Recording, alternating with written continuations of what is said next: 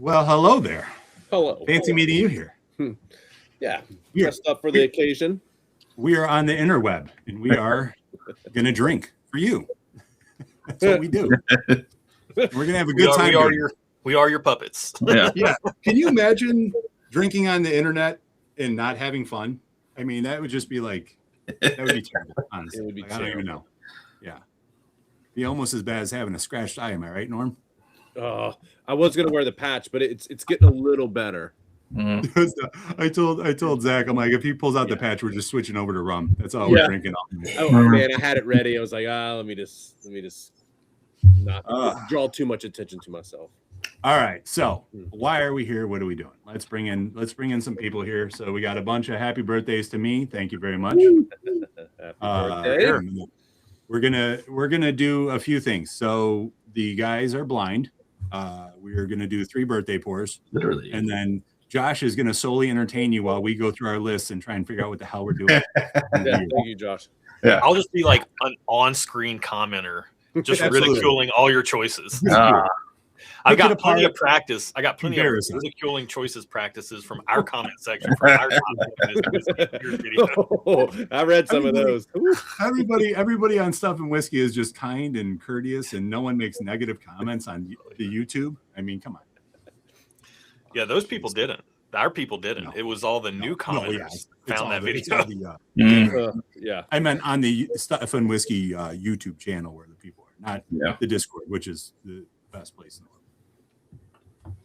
All right. So, guys, I see everybody here. I'm going to say hello to you all. I'm not going to go through the chat and do all this stuff yet.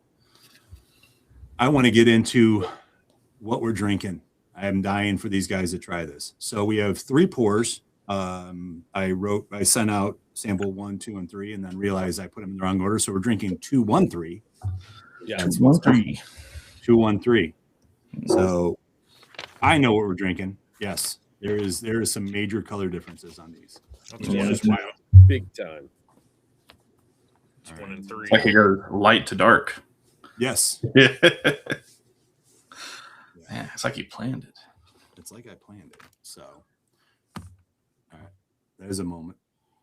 So, what do you think, guys? I think Zach actually thinks I slipped Malord in here. He was. I think Zach has burnt himself, for the record. No one listened to Zach tonight because he has hit it way too hard over the last couple of days and finished it with a bottle share last night. Could you imagine if you poured Malort for the first one, the whole night would be ruined? Like, oh, this live stinks. Or everything that came after it would taste amazing. It would be like, smart. That would be terrible. All right. I'm getting it just like on first sniff for all 3 of these. They just were hitting me with strange noses I feel like I've never smelled before. That would check out. But this one's got like a nice lemon. Yeah, that is interesting. It's like nothing I've smelled. Yeah. So the first sample we're tasting, I mean, just off the nose, I'm getting like a pure honeycomb, like the honeycomb with the honey on it, and then also like a pile of pears that are overly ripe. Yeah, like I'm thinking like the canned pears. Like that, like you crack that can and it's like just soaking wet in the syrup. Syrupy, yeah. Yeah, it smells crazy. I don't know what this. I couldn't tell you where from the world this whiskey is. Is it if it even is whiskey? It could be like some Calvados or something, and I wouldn't know. Yeah, so I'm getting like the instant oatmeal, the apple cinnamon one. That's kind of what I'm getting. Yeah, with the oatmeal too. Yeah. It's very strange. A little mushy. I can see it. Yeah. A little mushy note. I don't know. It smells delicious to me. Shall we raise a glass to the birthday boy here? Birthday boy. Cheers, boys. Thank you for being here, everybody. Thank you for being here. Thank you for being in the chat. All right. Ooh. Okay. You guys want to reveal as we go or reveal at the end? Are they tied? Is there a theme, or are they tied together at all? Are you trying to get us to rank them? No. This is just experience. I just want to experience it. Talk about the experience. Yeah, I think we just tell us as we go. You could poop on them or whatever. Doesn't matter to me. Ben said you should have went 3-1-2 for Chicago, Randy. If I went 3-1-2, this would have been ruined. Man, that's crazy. Yeah. I still don't know what I'm drinking. Yeah, that's what I was like. Randy, have we had this before? Never. You've had something similar to this, but never this one. Okay, because this tastes like, and sorry if you guys are going to crap on it. I'm not going to crap on it. I like it. It tastes like our Irish pick. Oh, that's an interesting take. It is not, but that's an interesting take. Yeah, that means our Irish is really good. Yeah, I'm liking this. It's not so like crazy. Like it's just good, easy sipping. Yeah. Nice vanilla note. But yeah, vanilla. Yeah, which gets Josh. Yeah, I love a nice vanilla note in a pour. I was telling my daughter, because my daughter's birthday is the day before Randy's birthday. She's 14 this year, so I got a couple of different cake situation type, the smaller cakes, but multiple different ones. And one was just a regular like vanilla, like a white cake with vanilla like buttercream frosting. And we were sitting there eating cake together for her birthday. And I was like, when I was a kid, looking back on it, I don't know why my grandmother let me do this, but I would like they were about this size, the Betty Crocker tubs of icing. Like she would buy those and I would just eat them with a spoon. Yeah. Oh, with a spoon. I would use saltine crackers and eat them. Oh my God. Oh, a little sweet and savory action. Yes. I like where your head's at. I got to go shopping. I need to try that. I am Desi makes just a basic like white cake, Pillsbury white cake, but like she makes it over the top, so she puts in extra butter, and then the second it comes out of the oven, she puts the topping the vanilla frosting right on top, and it literally melts into the cake. Like it's just oozy, gooey, man. And she did it this time, and it was so hot it came out that the center collapsed from the frosting. And it was literally a puddle. So I took that puddle and put it on top of the rest of it and ate it like you would have thought I weighed like 1,000 pounds the way I did. Like, I didn't care who else got anything. But that's my sweet spot. So this one went down a little too easy. I better pace myself. It's a very light, refreshing, like pound cake. Yeah. You guys want to guess the proof? Oh, I feel super low. Yeah, it's low. I just I feel we're like in that, like 46% ABV. Feels like it might be an Irish, or some type of Scotch that I've never had before. Picking up what you're dropping there, Josh. I would lean towards Irish. Not Scotch. It'd be the weirdest Scotch I've ever had. I feel like it's got the pot still vibes, but not. Yeah, I don't know how to describe how Scotch to me differentiates from Irish, but if you taste them, this tastes triple distilled. No, I'm just kidding. Right. All right. Middleton Distillery. So we have some Scotch, some Irish. You're wrong. This is made in America. America. Oh, really? This was bottled the year of I graduated high school. Oh, so 1995. 95. Yeah. Okay. Yeah, easy there. It's like you're younger than me. Where does say? I graduated in 95. We're good. So 1990. You graduated the same year as me? 95. Awesome. Yeah, I was on the. All right, so you were the younger of the class. I was. Older. Yep. So this was bottled the year of our graduation. Wow. It is 80 proof. Okay. Oh, yeah, that's a lot of flavor for 80 proof. Yeah. That's a lot of flavor for 80 proof. What were you, Norm, Zach? What were you just Nathan? doing? Nathan, you don't know what this one is. You didn't have this one. You had other ones. Thank you. What was I doing in 95? Yeah. Oh, I just graduated high school and I went. But my parents, they're like, we're moving back to Raleigh. We lived in Charlotte, and I was like, I'm staying. So my brother just got out of high school. My brother and I got an apartment. We were waiting tables. That's wow. Awesome. Yeah, I don't blame you for staying. Yeah, and then never left. Yeah, 80 proof. Wow, 80 proof. Yeah, I think it's Anderson Club. I think Anderson Club's 86 proof. Well, that'll be for your birthday coming up. Yeah. When is your birthday's in a week, right? January 8th. It's 5 days. Yeah, 5 days. So next Saturday after we do James G live, we're gonna go in the speakeasy and share a pour for Zach's birthday. That sounds like a plan. Now, was this you said this was bottled in 95? Bottled in 95. Okay. I don't hate the Yes. Anderson Club guests in the chat. Yeah. It feels very fruity for like, I mean, I know Yep. some of the older Anderson Club stuff can be more fruity. I wouldn't be surprised if this, like, I honestly, based on the way this tastes, like, I honestly wouldn't be, I don't even know what Randy has in the Dusty department, but like, this could be like an old Blanton's or something like that. Like, I've had stuff at Neat from like Old Buffalo Trace that tasted in this vein. But I've also had some like old Yellowstone Dusties that taste like this. Yeah. Um, But bottled in 95 Blanton's will still be higher proof. So I True. have 4 bottles that are from 95, and I specifically picked this one because of Josh, because of the vanilla note. Ah. Oh. Yeah, it's there in spades. So much so that I thought it was Irish.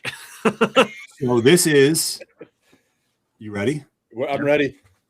Wild Turkey, Austin No. Nichols, 80 proof. Wow. 1995. Wow.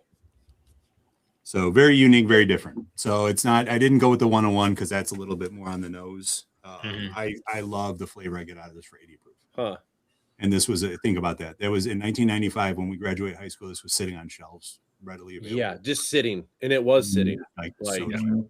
we should have been stealing it back then. I mean, Yeah. buying it back then. we had no clue what the hell we back in 95. This probably tasted like tar and ethanol to us. It was Oh, we had yeah. no palate. Probably. Yeah. And Well, we and the wouldn't have thing- drank it like this. But like the 81 proof, like if only the 81 proof turkey today could taste like a shade of this, that would be amazing. Oh, I know. Yeah. It's crazy. Yeah, and Yeah, I mean they it don't goes make down. it like they used to. This and that we've had a few dusty turkeys. I've had a lot with Josh just in bottle shares there in Nashville, and this is the best tasting one we've had.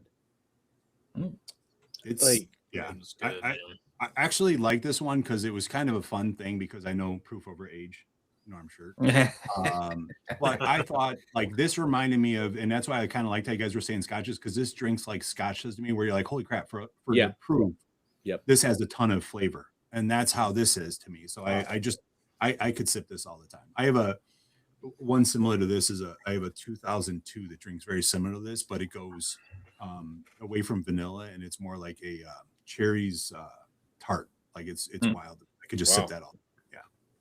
Nathan asked if it was a decanter. No, it was not. It was a bottle of Austin Nichols 80 proof. Yeah, now that I know what it is, it's got that note in it that I've tasted so frequently in Dusty Wild Turkey. But if you don't know what you're drinking and you're seeing the light color and you're getting that light palate feel, your mind, and especially as fruity as it is, man, like turkey these days is not this fruity. So, you know, you get something like that and it just sends your mind in a million different directions. Yeah, I'm glad we started with that one because if we had gone the other way, it was, that's why when I poured it, I was like, "What am I doing?" I was like, "This is not 2." So, all right, on the sample 1 pour 2. This has it's from the start. It's had a roasted pepper skin. Oh, interesting. Oh, yeah, I just had some shishito peppers tonight. Exactly. And that's exactly what and you're right. Wow. The first one I took, I was like, man, this is a bit of char. Yeah, so Mark Nunez in our comments, he just said he loves it. He loves an old 80 proof. Yeah, and Mark is he's a fellow Chicagoan that chases Dusties like me. We just go crazy with it. So and I actually did see Broken Toe Special said he loves the VVS 13. Yeah, that's an epic pour. I mean, it is. Crazy. Yep. Mm-hmm. Best old fits I've ever tasted. And then Zan said, "Merry effing birthday." I'm trying to keep it clean today, but that's hard. It's alive. You know, it's different. Right. Well, it'll get there. I'm just trying to keep it good now. So Steven just texted me. So before we get into this one, we are doing a raffle. I will not share all the pours that are going to be in the raffle because we're tasting through some of them right So as you figured out, that the Austin Nichols Wild Turkey 80 proof will be one of the pours in there. We have giving away 3 samples of the Blade and Bow 30 year, and as how we do I go, sign up for this raffle? it's in our Discord. I So and Papa Steve drops it. He has a link in there. So there's going to be some other pours. I'm going to drop little tidbits as we go, but buy your tickets, $5 per raffle. We'll raffle it off when you win. Your name is removed and on to the next. So, all right. So nose on this. Are we liking it? Yes. Yeah. I just had to warm up to it because it was so wild. Well, so this is why this is the main pour. The reason why I told you to pour it early was because this one takes a while. And I'm going to suggest you do this. Don't drink it all. In about 45 minutes to an hour, try it again and see how crazy it is. It's wild. It just keeps going. So it keeps opening and opening and opening. Yeah, just loads of spice and char on the nose and that pepper. Lots of char. What says you, Josh? Oh, Josh, I can't hear you. You're muted. He's on mute. Muted myself to cough and forgot to unmute myself. I'm even getting like this dried apricot note, but like it's like a dried apricot, but it smells juicy. Like but it's not like an apricot. It's like a dried apricot. Dried apricot and some syrup with the like cayenne on it or something. And it's almost got like a little bit of. When I first smelled it, I was like, "Is this something that's potentially double barreled or something?" And the more I smell it, like sometimes. I've heard a couple of channels call out this kind of cast iron skillet type of note. Oh, okay. Oh, interesting. I'm getting a little bit of that in here. Yeah, a little I'm going to add to what you have, and I'm going to say silly putty. We're hitting some notes, guys. Yeah, I love a good silly putty smell. Oh, I love silly putty. All right. Mm. You guys ready? Yep. I'm ready. You want to keep smelling it? We could smell it all night, but I want to let you try it. Cheers, boys.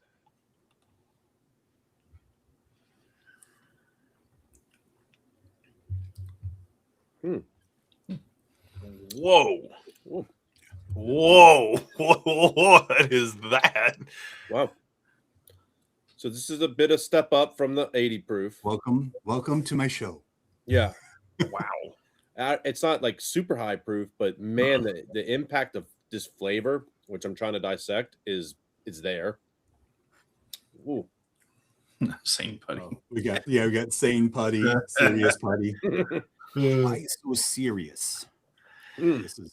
Dude, I feel like somebody snuck up on me with a syringe that was full of like the most red cherry syrup you could possibly imagine, and just squirted it in my mouth. Yeah, I did not see that coming. But it's pleasant cherry. It's not overly cherried. Does anybody get a brininess to this? Yeah, maybe. I mean, I get a saltiness to this, which is wild to me. I love that because I only get that on scotches. This is not a scotch. I'm just going to say it's not a scotch. Yeah, on the back end. On the back end, I'm getting like a very distinct salted caramel note. Yeah, there's a saltiness. Yeah. Yeah, I love that. I have a bottle guess on this one. This has a ton of like antique furniture varnish. Too. Yes. Yeah. Yes. Yeah. All right. Proof. I got to save the rest. Save the rest. What? How much? 100. I think 108. 108 for Josh. Zach. Yeah, it's in that low 100s. I don't have a specific number. Yeah, the lowest 100. 100. Do you have a distillery guess? No. Well, Josh knows what it is. Yeah. Because this is going to be interesting. You've seen the channel. You know I don't know what it is. But I'm going to pretend like I do. Like old Forester or something. I don't know. Okay. No. It has some of those notes in there, yeah. The old Forester. I've never had a dusty old Forester. I'm just throwing darts. Guys, I keep seeing all the happy birthday wishes. Thank you so much. I love you all and appreciate every one of you. So thank you. Thank you for being here and celebrating this with us. So this is a lot of fun. 49 people here and nice. So, yeah. I don't have a lot of experience with Old Forester. it's probably the least amount of anything that I have is Old Forester. That is true. That is a true statement. You are not a Old Forester dude. Dude, so you've never had any dusty Old Forester? He is not. Oh man. Maybe I'm having it right now. You might be. I don't know. That's not my guess on this, but it could be. It 100% could be that. All right. So what is your guess, Josh? I got to hear this. This does taste in the vein of some of those like mid 90s rare breeds that I've tried, or like the whatever rare breed was before it was rare breed. It was like 1856 or something. Yeah. It was like some 1856 reserve. Yeah. This has elements of that. It doesn't taste exactly like those. It finishes like those finish though. Yeah. With like, there's a really cool old whiskey, to Zach's point, like an antique-y, leathery type of note in there. Yeah. And then that cherry note's crazy. Like, this is awesome. Yeah, this is great. I hope it's not what you said, because I won't be able to get it. That'll be a problem. I'm going to tell you right now, you probably can't get this either. So Chris is born 1951 Old Forester. Chris. Heck yeah, dude. Yeah. Okay. I bet it was better back then. All right. Okay. So there's going to be some information here that we're going to share with the community. So this is 101 proof. This was never in a bottle. It was in a decanter. It was in a decanter. Okay. Oh. In the shape of a bald eagle. Yes. Oh. This is ER?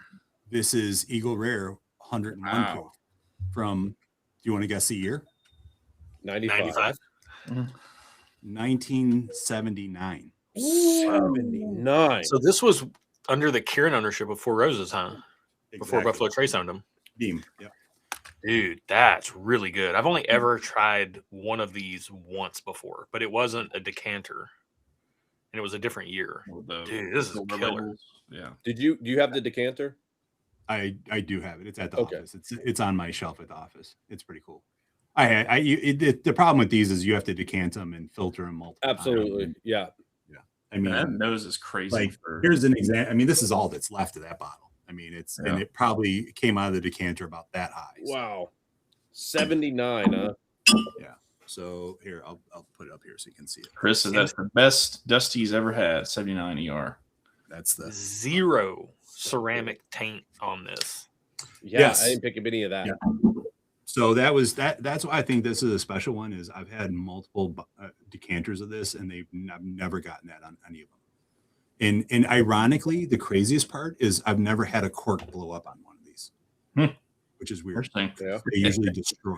Randy, what were you thinking? 79, we were 2 years old. We should have been buying all the Eagle Rare on the shelf. I mean, I don't know what I was thinking. So that was 79 is when I got my first bike.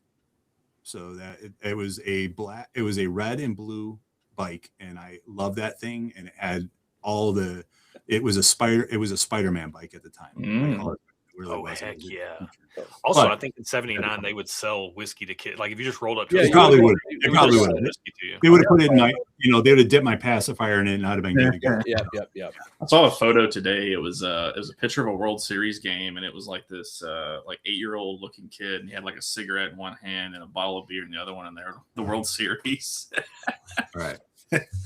That is awesome. Actually, I saw I was at a restaurant, and they had pictures of kids smoking. Yeah. Oh yeah. It's no big deal. It was healthy. Like, interesting. Yeah, it's the 40s, you know. Tim says, how old is it? I'm gonna set that one aside and let it set that one aside, because you're gonna want to hit that one later. This one smells delightful. So this is my favorite of the three. Yeah. Oh my goodness, dude. This smells all right. Yeah. Caramel and fruits. Make your eyes roll back in your head. So Nathan is in chat. Nathan had this with me when we went to the Hawks game. We had Nathan and Darren Clear had this. Still feels like we're in Dusty land. This feels like a whiskey from yesteryear. Yeah. Oh, Dusty like me.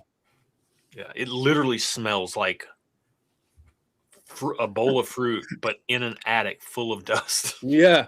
I hate our chat. In 1979, I was negative 16. Nice.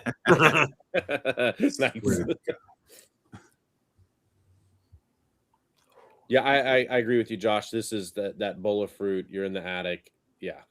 All of it. Cardboard boxes around you. Yeah. Have you guys ever had any of the like the old Orphan Barrel Rhetoric 20, 22, 24, 25s? I haven't, no. There's a really distinct like dusty attic type of note on those that some dusties have as well, but it's like a really, really pronounced distinction between that dusty attic plus a specific fruity sweetness. And this smells like that, except cranked way up. Like it makes those smell like trash compared to what this smells like. So Tim's guess was a 88 cheesy gold foil. Look at the oil in this thing. I don't know. If you roll it around, like it's not born in 79. Yeah. This is one of my favorite glasses. I'm ready for that one. I'm gonna go ahead and drink it. All right. There's really not legs. It's just an oil slick. Right. It probably is oil. Let's be honest. Those are some thunder thighs. Oh yeah. Okay, man. There's proof here. This reminds me, well, yeah, of like Elijah Craig barrel proof, like the older version. You know, I can see that, but way better. This is awesome. How old could this be though? If we're sticking in these old dusties. Well, what do you guys think the proof is? The last one was 101. Yeah. The last one was 101. Where's this one drinking in comparison to that one for y'all? 201. I just want it to be that so you can stick with proof over age. I think it's in that like 115 range. I don't think it's much higher than that. Really? Okay. Maybe 114. Yeah. I think it's only a small proof jump. I don't think it's super drastic. I don't know. I don't think it's too big. Yeah. It's official. Zach's palate is blown. I'm just kidding. I'm kidding, Zach. Huh. Yeah. 114. Old Granddad 114, 1980. Ooh. I'm just kidding. I know those are easy to come by. Yeah. I don't know if Randy has any of those, but those I've only ever had one of those once, and it was at a bottle share, and it was into the night. So I can't really recall with perfect clarity. See, Mark knows. In 79, he was playing with Star Wars. Yes, Mark. In 79, I was playing with Star Wars. Yeah. Dude. That drinks with a lot of flavor. Yeah. Like the finish isn't super. It's like a faint, I call it faint but lingering finish. Like it's exactly very present, but I'm like, there's almost no spice on that. It's like drinking very potent silk whiskey. Like it is very silky. It is very flavorful. That is a really unique experience because most whiskey that is silky like this is really soft, and this is bringing a lot of flavor. Like I'm having a very unique experience with this specific pour right now. What's nice about the flavor, I get the sweetness on the front, and then the mid palate in the back. It just keeps going through. Like it doesn't stop at the mid and then the back. Like it's a complete finish. Yeah. Yeah, I don't know. I'd have to bring the proof down. Man, on the nose, there's even like a bit of a savory element too. Now that I've had some sips and I go back to the nose, like it's like this savory background note that's really nice. Yeah. Randy, this is the glass that I'm going to save and let dry and smell later. Oh yeah, you definitely want to smell this glass later. Yeah, I would do that with all these because they all are going to be glasses of save. Do not rinse them out. Oh, I just went back and smelled the Austin Nichols. It smells phenomenal. Yeah, that's the thing with when you get into pours like this, it just sticks to the glass. It's like bubble gum now, like fruity bubble gum, charred bubble gum. I can already smell the Eagle Rare changing. All right. Do you want to know yet? I want to know. Yeah. Okay. So proof is 101. Oh. See? It was so much more impact. So much more impact. Hey, I guess 100 on the Eagle Rare. Totally different pour. This was bottled in the year of your savior, Randy Giebelhausen, 1976, in a decanter. Oh. It's a turkey decanter. Turkey decanter. Yeah. This is Wild Turkey Rare Breed 101 decanted, 1976. What? Here's the That is so nice. here's the turkey. Gobble gobble. Yeah, that turkey Gobble, looks stupid, gobble, but I bet it's awesome. Yeah, I mean, This she is dark. is awesome. Like, this is awesome. 76. Yeah. No. Do you think in 30 years we're gonna be like, hey, you remember that Booker's 2401? No, I don't think so. No. Unless it just keeps Well, going downhill. You never know. You never know. I'm sure back then they weren't thinking Yeah. like, let's sit on this stuff for 30 or 40 years and it's going to be amazing. Yeah, Randy and So- I don't have a choice but to sit on some of these bottles. Yeah. We're never gonna drink them. Like, I'm not really sitting on it. I just can't physically drink all this. Yeah. without Yeah. failure and It's a brain- new problem. A new problem for a new Yeah. age. All right, that's my whiskey of the year. Yeah. Yeah, this is my favorite. This one is good. Mm. So we went 95, 79, 76. Yep. Nice. Yeah. Dude, it's your birthday. Why are you giving us Right. awesome whiskey? Because that What is is me. going I wanna on? share. I want to share. That's what it's about. So, I mean, so speaking of sharing, now you guys have seen it. There'll be a sample pack of this to the top. What would that be called? The top what would it, raffle, the purchaser, the top buyer of raffle tickets. So whoever bought the most raffle tickets will get a flight of these 3 pours. As well as in our chat, Very happy man. Mark Nunez is in our chat. He donated another pour of 1979 that will be in the raffle of the Eagle Rare.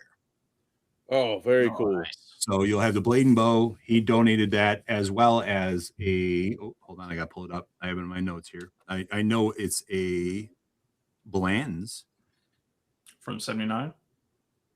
from Mm. no. It is a 19. It's a 1-29-90, 1990 Bland's.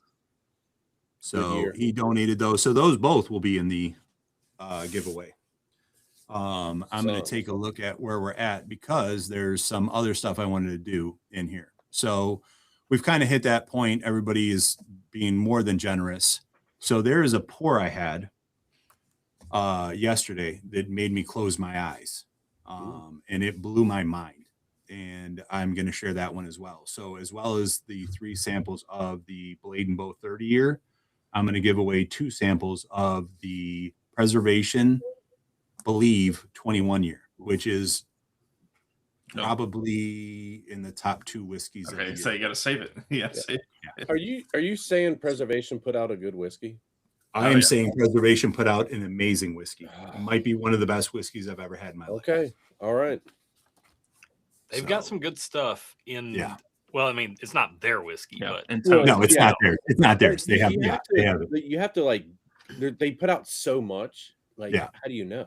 And how do you know what it is and stuff like that? Right. I was fortunate. So John R., my buddy from Chicago, was down there, and he said he's like he's had Maker's 20, he's had all that, and he's like this is better than all that. And I was like, oh, okay. I'm like, all right, here we go. Like, Sarah, So, Justin, yeah. body senses are tingling somewhere, you know. Yeah, right. Yeah. So it is. So anyway, so you have those listed there, as well as the night goes on and I drink more, we'll probably have I don't know, probably have more pop in there. I don't know.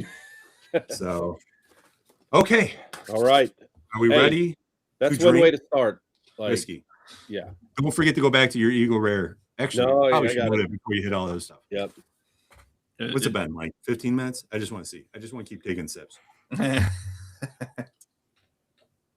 dude, the empty Austin Nichols 80 proof glass smells like.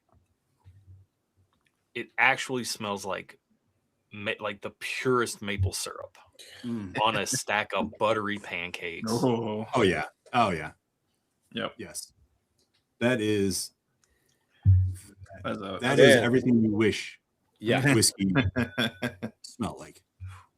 That's got that even like the old when I used to work in the tobacco fields with my uncle. Like it's got that like tobacco barn, sweet tobacco type of hanging, drying note in it. Oh, dude, that smells so good. That Eagle Rare did change. It changed a lot. It just in that it's little crazy. short time. Wow. All right, Paul, you don't have to rub it in with your 95s over there. Listen, Paul, 95. Yeah. Other than the 95, yeah, the other two were older than me. Listen, I hate you all. Wow. I just want to say that. But I love you all. I love you and hate you. It's a very complex relationship. Yeah. Thin line between love and hate, they say. Yeah. Yeah. So that the Blade and Bow is that is another one that is up there for whiskey of the year. It was wild. So I had a few moments in going through the pre-tasting to figure out the list, and besides liver failure. I don't know what you guys drank through, but I did over 30 pours. Like going. So listen, this is actual footage of us tasting through over the last couple days and communicating with each other on whiskey of the year. Yeah, everything's the opposite. Oh no! The secret. Yeah, that's actual footage between the texting, the calls, the guys. It is it's a lot of pressure, Josh. I don't know how you do it. Like I mean, like this is the first time we've done it, and like to like go through them all, and some of it was amazing because you had pours that you had in the beginning of the year that I forgot about. Like I haven't had Jack Daniel's 14 probably in 6 months plus. So to go back and try it again, you're like, oh wow, this is actually, like you just re-experience them all again because you forgot. Yeah. But I mean, I think next year I need to make not better notes. I mean, we have the videos, and we have our scoring sheet. We track all our scores. Go check it out. Right. Yes, that's true. And which it's very helpful, but like most of these I didn't own. I had samples of them, and then a couple I bought, but then I was out of samples of the ones that Randy's like, hey, save some of that for whiskey of the year. I'm like, it's gone. You're gonna have to send me more. I'm sorry. It happened. Devious I sent them. I was like, what do you guys need refills of? Yeah. I tried to buy those bottles. It didn't happen. Yeah. Yeah. Now, what was you guys' methodology for doing this? So, like, you're all tasting the same things. It would be, I feel like, impossible to do blind in different locations. So you're tasting through. You're just being kind of analytical about what you're tasting. So everybody will have 3 different lists, and my list is kind of convoluted because I had access in much different pours.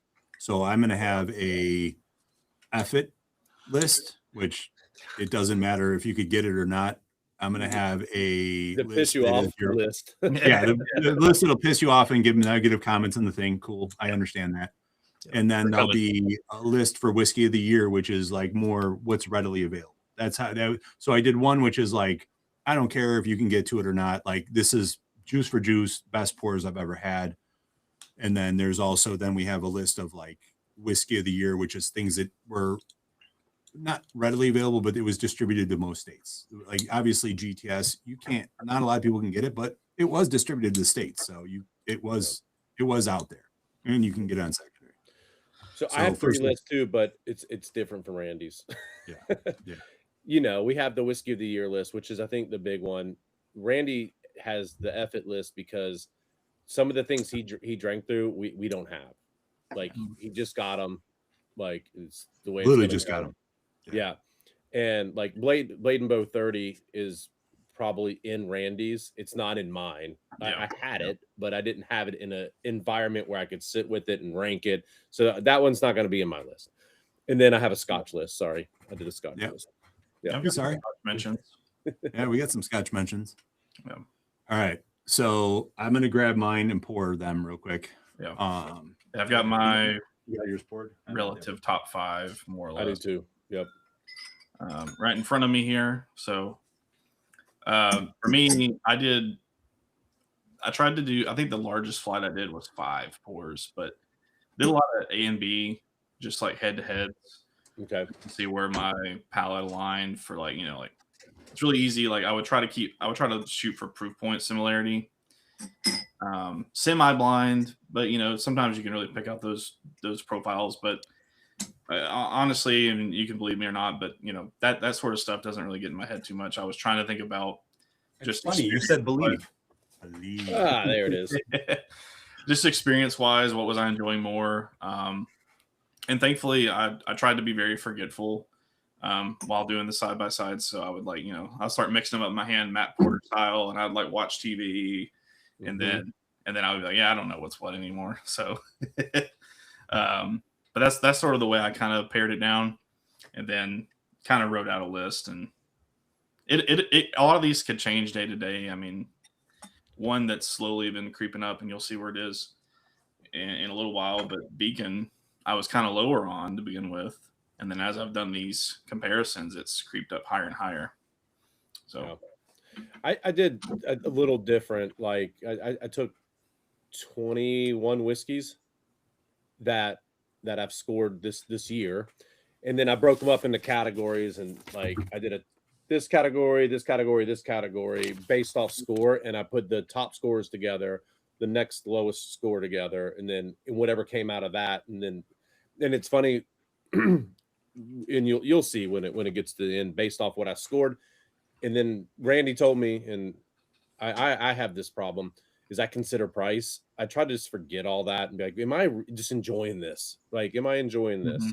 And yeah, so that helped a couple scores.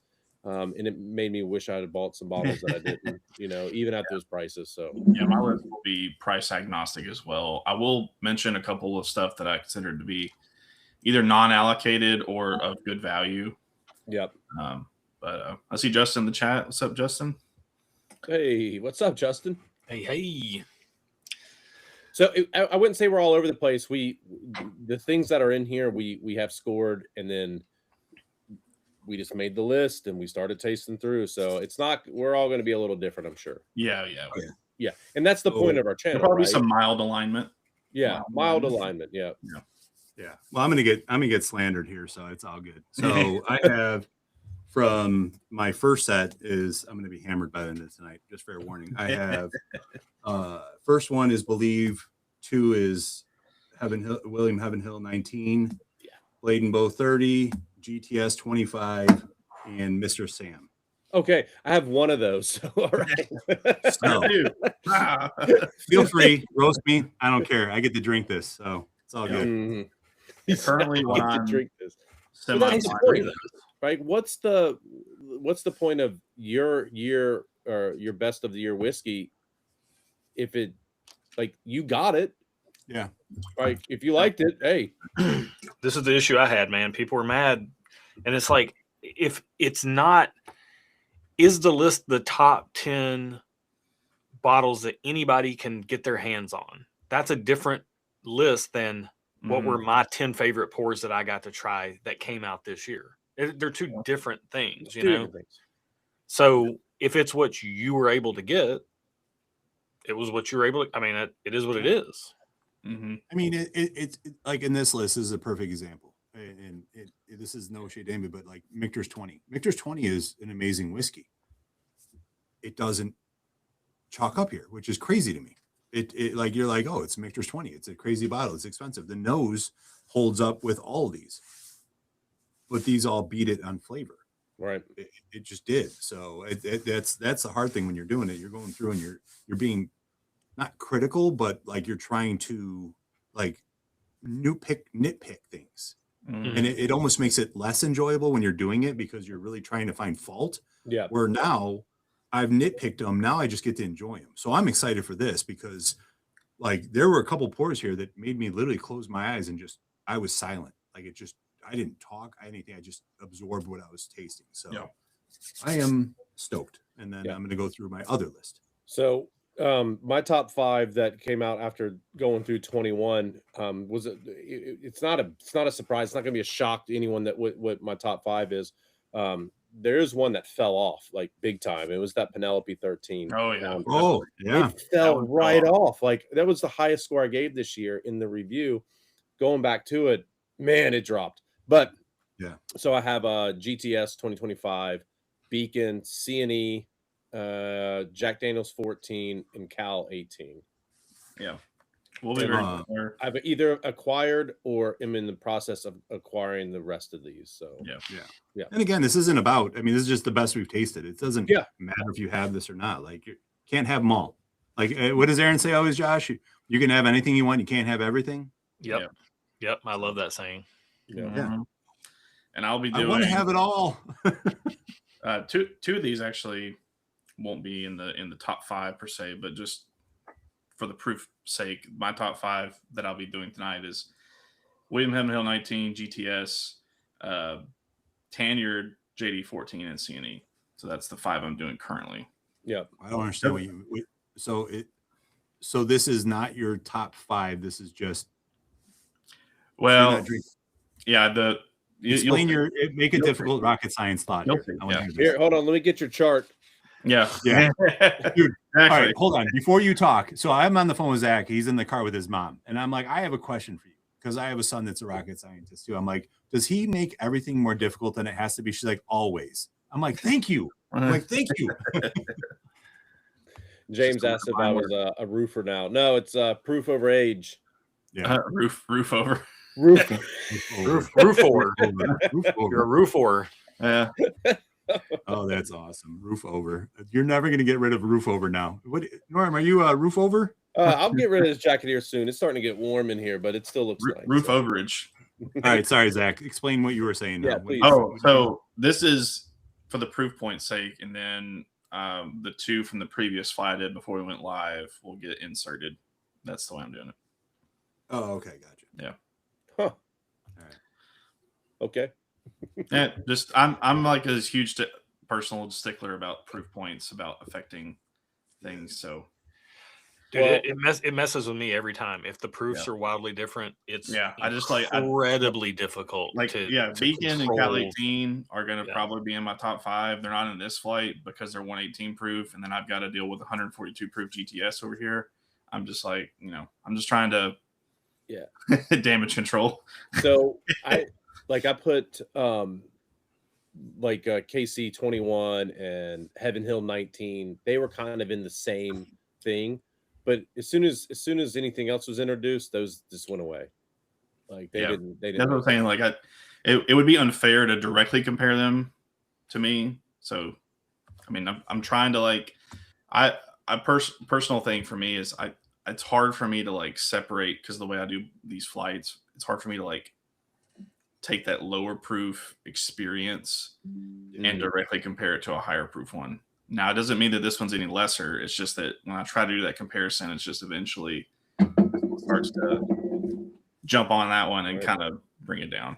But here's an interesting thing. So this is something that comes up, and I hear this all the time. Right. It's like, if you have to have, Bring them if you guns have out. to, if you have to say a precursor or give it a context when you say something, if you say this is really good for a low proof, that's where I draw the line, where it's like, there's a lot of really good low proof, but do they hold water against all the other whiskeys for whiskey of the year? Like, I don't give it Chris J was saying this. They hold too much water. I don't give it a pass just because, they do hold too much water. Yeah. Like you can't, you can say oh, it's low proof, but it's like, if you have to give it context, if you have to preface, oh, but it's really good for low proof, then that doesn't really, it means it's not as good.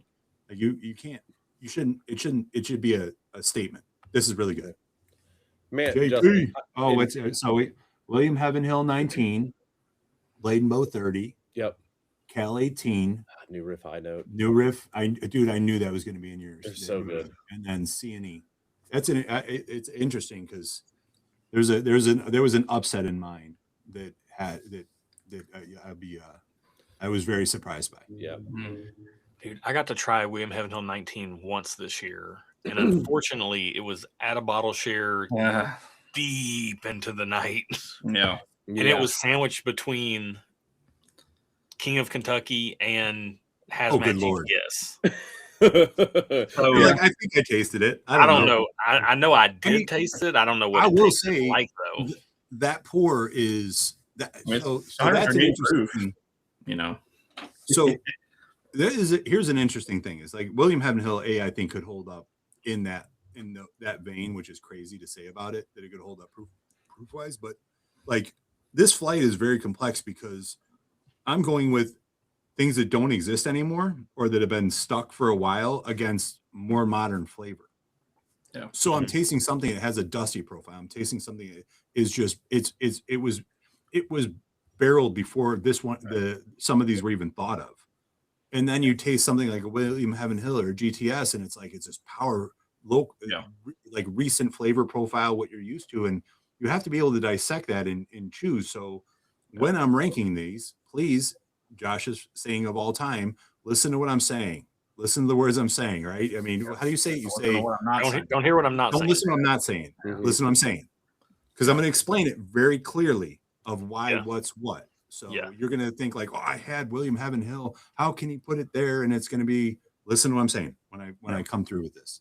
Yeah, there's no subtext. There's no reason to read into it anymore than like the words. Do you hear the words that are coming out of my mouth? So I'm drinking mine, and I think Zach's, you're doing the same. Semi-blind. Like I'm taking my top 5. I already have them ranked, but I'm going to do them blind. Yeah, that's basically. I have one ranked too. See if anything. I'll be honest with you. I'm not doing mine blind because there's just too. I made it way too complicated. I pulled the Zach, but also I really don't give a shit which wins. Yeah, I'm just going you won. I have no skin in the game. Like I get to drink these. Like I'm good. Like however I rank them, give me like 3 weeks and a different meal, and it's gonna be a different. It's been. I mean, even so, I did a head-to-head Cal 18 Beacon. I picked Cal 18 tonight. It was in the night before we went live. Beacon won that flight, and Cal 18 came in second. So it's like, I mean, and honestly, they're right neck and neck. Which is wild because you love Cal 18 in my house. Wrong. No, you love Beacon at my house, which is wrong. Yeah, you love Beacon at my house. Then you had it on our actual tasting video, and you didn't like it. It was sour, and you were off put by it. And now you're loving it lately. So it's just a perfect example of, different night, everything you got. Turn on what Randy is not saying subtitle. It's coming. Listen, I don't have to because Nathan's going to be in here putting in all kinds of statements and comments. So hey, speaking of which, Nathan, you're in here. You had the Eagle Rare 79 and the 76 Wild Turkey. Which one was your favorite? I'm curious. And I did not put Tanner Hill in here. I was going to mention to Justin, tonight is a night. You could try it 25. Yes. Yeah. So we were, and I actually talked to Justin about this. It's a hard thing to put in a single barrel without putting in many of them. And then you like, where do you draw the line? Like, it's like, that was a hard thing for me. Cause like Tanyard Hill, and Justin made a great argument is it's such a big release. Yeah. There's different proofs, but it was like, that was my fear was like, there's so many different ones. Like, I'm going to taste it. And mine's a 137 proof and I'm going to put it at 4 and you're going to be like, well, mine's terrible. And yours is a 141 or whatever. So it's just, that's a hard one. That was a really hard one for me to wrap my head around. Yeah. Yeah. I see Quinn actually agreed with you about that. Yeah. With Quinn was disappointed with the Pen 13. Yeah. I retasted it just last night because I thought it was in my top 10. First time retasting it since our video. I went over to Brandon's house. He's in the Discord, local to me here in Huntsville, and he hated it after it got air as well. And I've heard that a lot from a lot of people that as soon as you sit on that bottle, you get air introduced. It was already a very light pour to begin with, and then it just really fell off with air. It got so like thin and floral and cardboardy for me. It was like, yep, don't have to worry about that one. Man. And what's funny is when I tasted it, I got a total Aaron note, by the way. The first thing I said, and I said in the video, was I got dryer sheet. Like I got like that, the fabric softener, dryer sheet. And it was so off-putting for me at first that it ruined, but then the flavor was so good on the back end. I was like, I'm like, maybe I'm wrong. And they didn't get it. So I was like, oh, I must be wrong. And now they get the perfumey and the weirdness. And I'm like, okay. I'm like, I was not completely wrong. Yeah, I see Tim's comment about the Tanyard Hills. I do think those heroes probably are pretty good single barrels too. It's just it's single barrel roulette, Yeah. So I got a 138 proof one, and it's way different from the one that Tyler gave us for our review, which was a hazmat. That thing was dense and concentrated and had whole tons of layers. The one I have is also really good, but it's way brighter, way sweeter. What proof is yours, Zach? 138. 138. So yours is higher than mine. And mine, I have a 137, and I was interested because the 141 was darker profile, but I got more oak on my 137, which I liked. So I compared the both of them and then put that one in the. This is me looking at my bottle of Tanner Hill, telling you what the proof is. Where's my flashlight? Hey, Gosh, wasn't Tanner Hill like one of your top bottles, if not the top, when you did that? My bottle looks just like your bottle. 8.3. I've got to try two single barrels of it, and both of them were flat out whiskey not from this planet. Like it was like the first time I tasted the 2021 Coy Hill, and I tasted it, and I was like, I remember before I got to taste the 2021 Coy Hill, I was thinking to myself, what if like a really good Jack Daniel's barrel proof, like how much better could it possibly be than that? And then I remember I got to taste a Coy Hill in 21, and I was like, oh, it can not only just be a little bit better, it can be a lot, like this can be from another planet. And both of the Tanyard Hills that I've tried have been that way. And Tanyard Hill did get whiskey of the year for us. It wasn't my top scoring whiskey. It was actually my second scoring whiskey, but it was Aaron's top scoring whiskey. And my top scoring whiskey was like middle of the pack for her. So that's how that average came out. Yep. So, yeah. So a couple of things, and that was somebody, I think Tim mentioned KOK and stuff like that. Like that's why it's not in here, because it's single barrel specific. Like we were trying to keep it to something that is more readily available.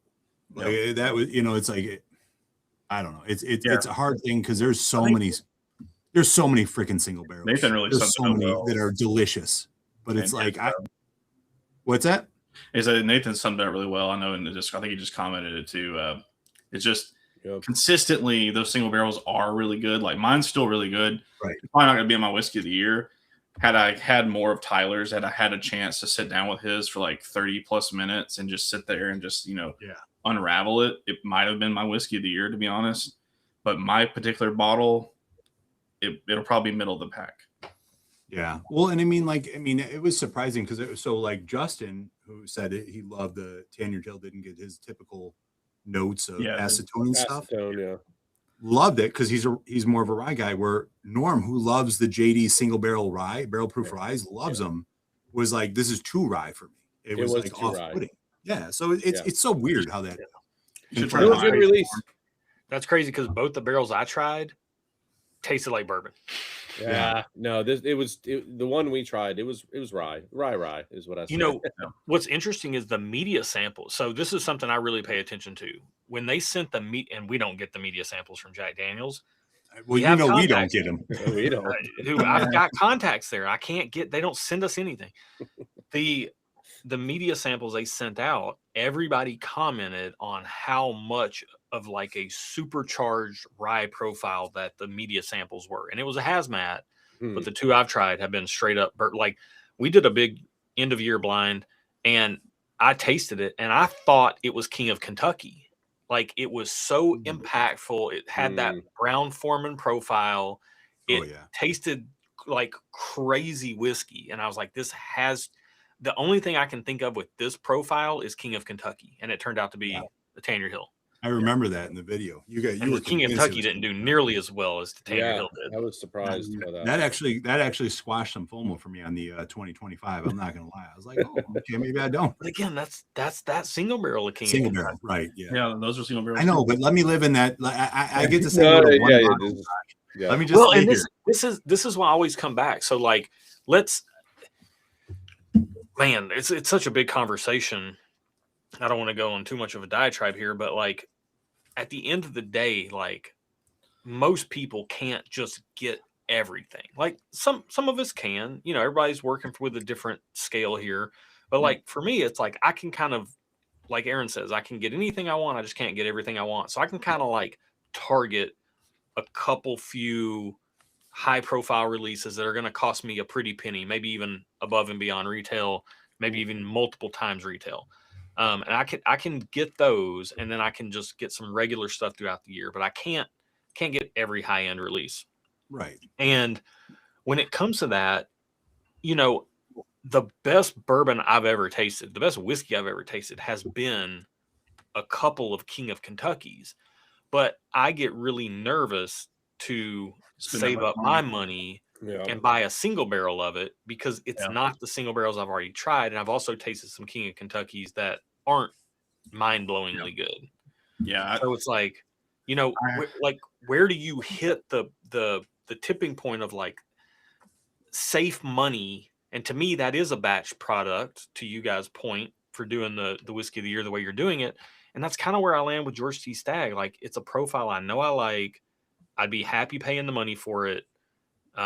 It's most of the time incredibly good whiskey. Mm-hmm. You know, is it the best whiskey of the year? Almost never. But is it in the best whiskey of the year running every year? Yeah. Yeah. So. Tim says right, save money for William Heaven Hill 19. Yeah. That's big money though. Yeah, that's like, You're I mean, talking spoiler 17. alert, it's probably going to be my number one personally. I haven't tried some of the crazy stuff that Randy has, but even still, I mean, like, am I going to go out and buy it? No, I'm not. Which one was that, Zach? William Heaven Hill. Wait a minute. William Heaven Hill. I mean, it's just So I'm gonna reveal this because I got to get over to the other one. So listen to me. I like dusty. I like old. I love a juice that doesn't. It gives me something that I can't find someplace else. HELOC. William Heaven Hill. Dying at the Eli comment. Do not.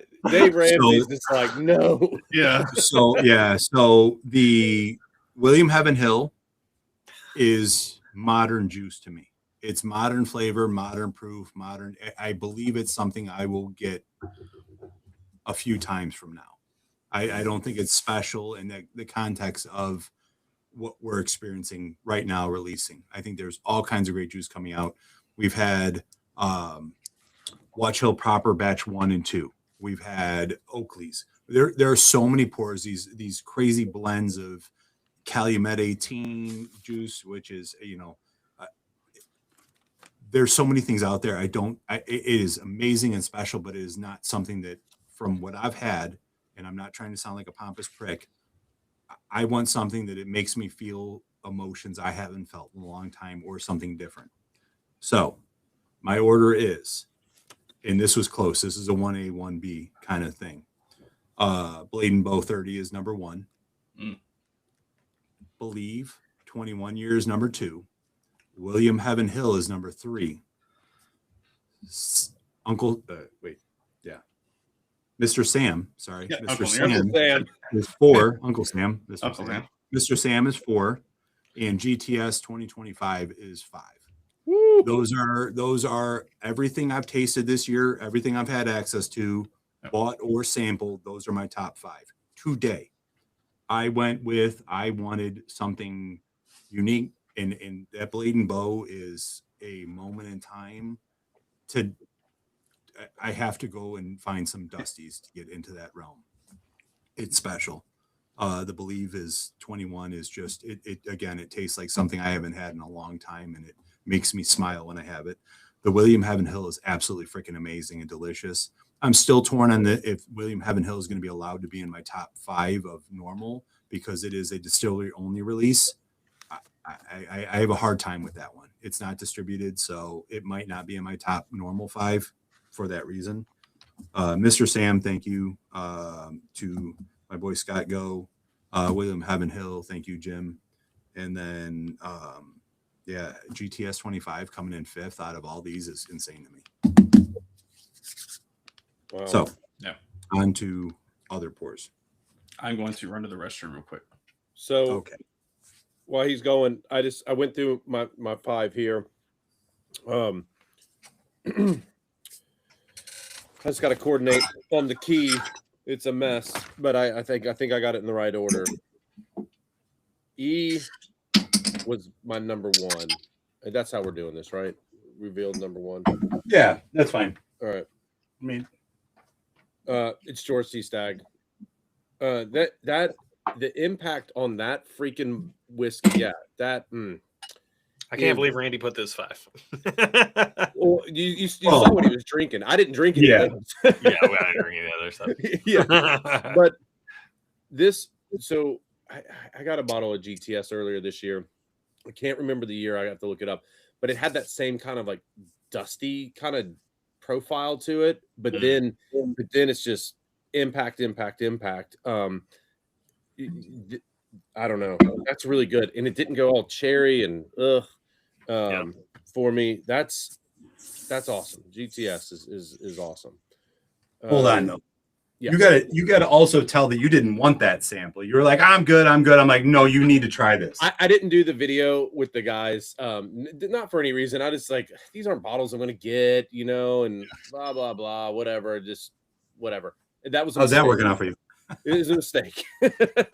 But hey, thank you, Randy. You sent me a sample anyway. I didn't ask for it. He sent it to me. So just try it. Yeah.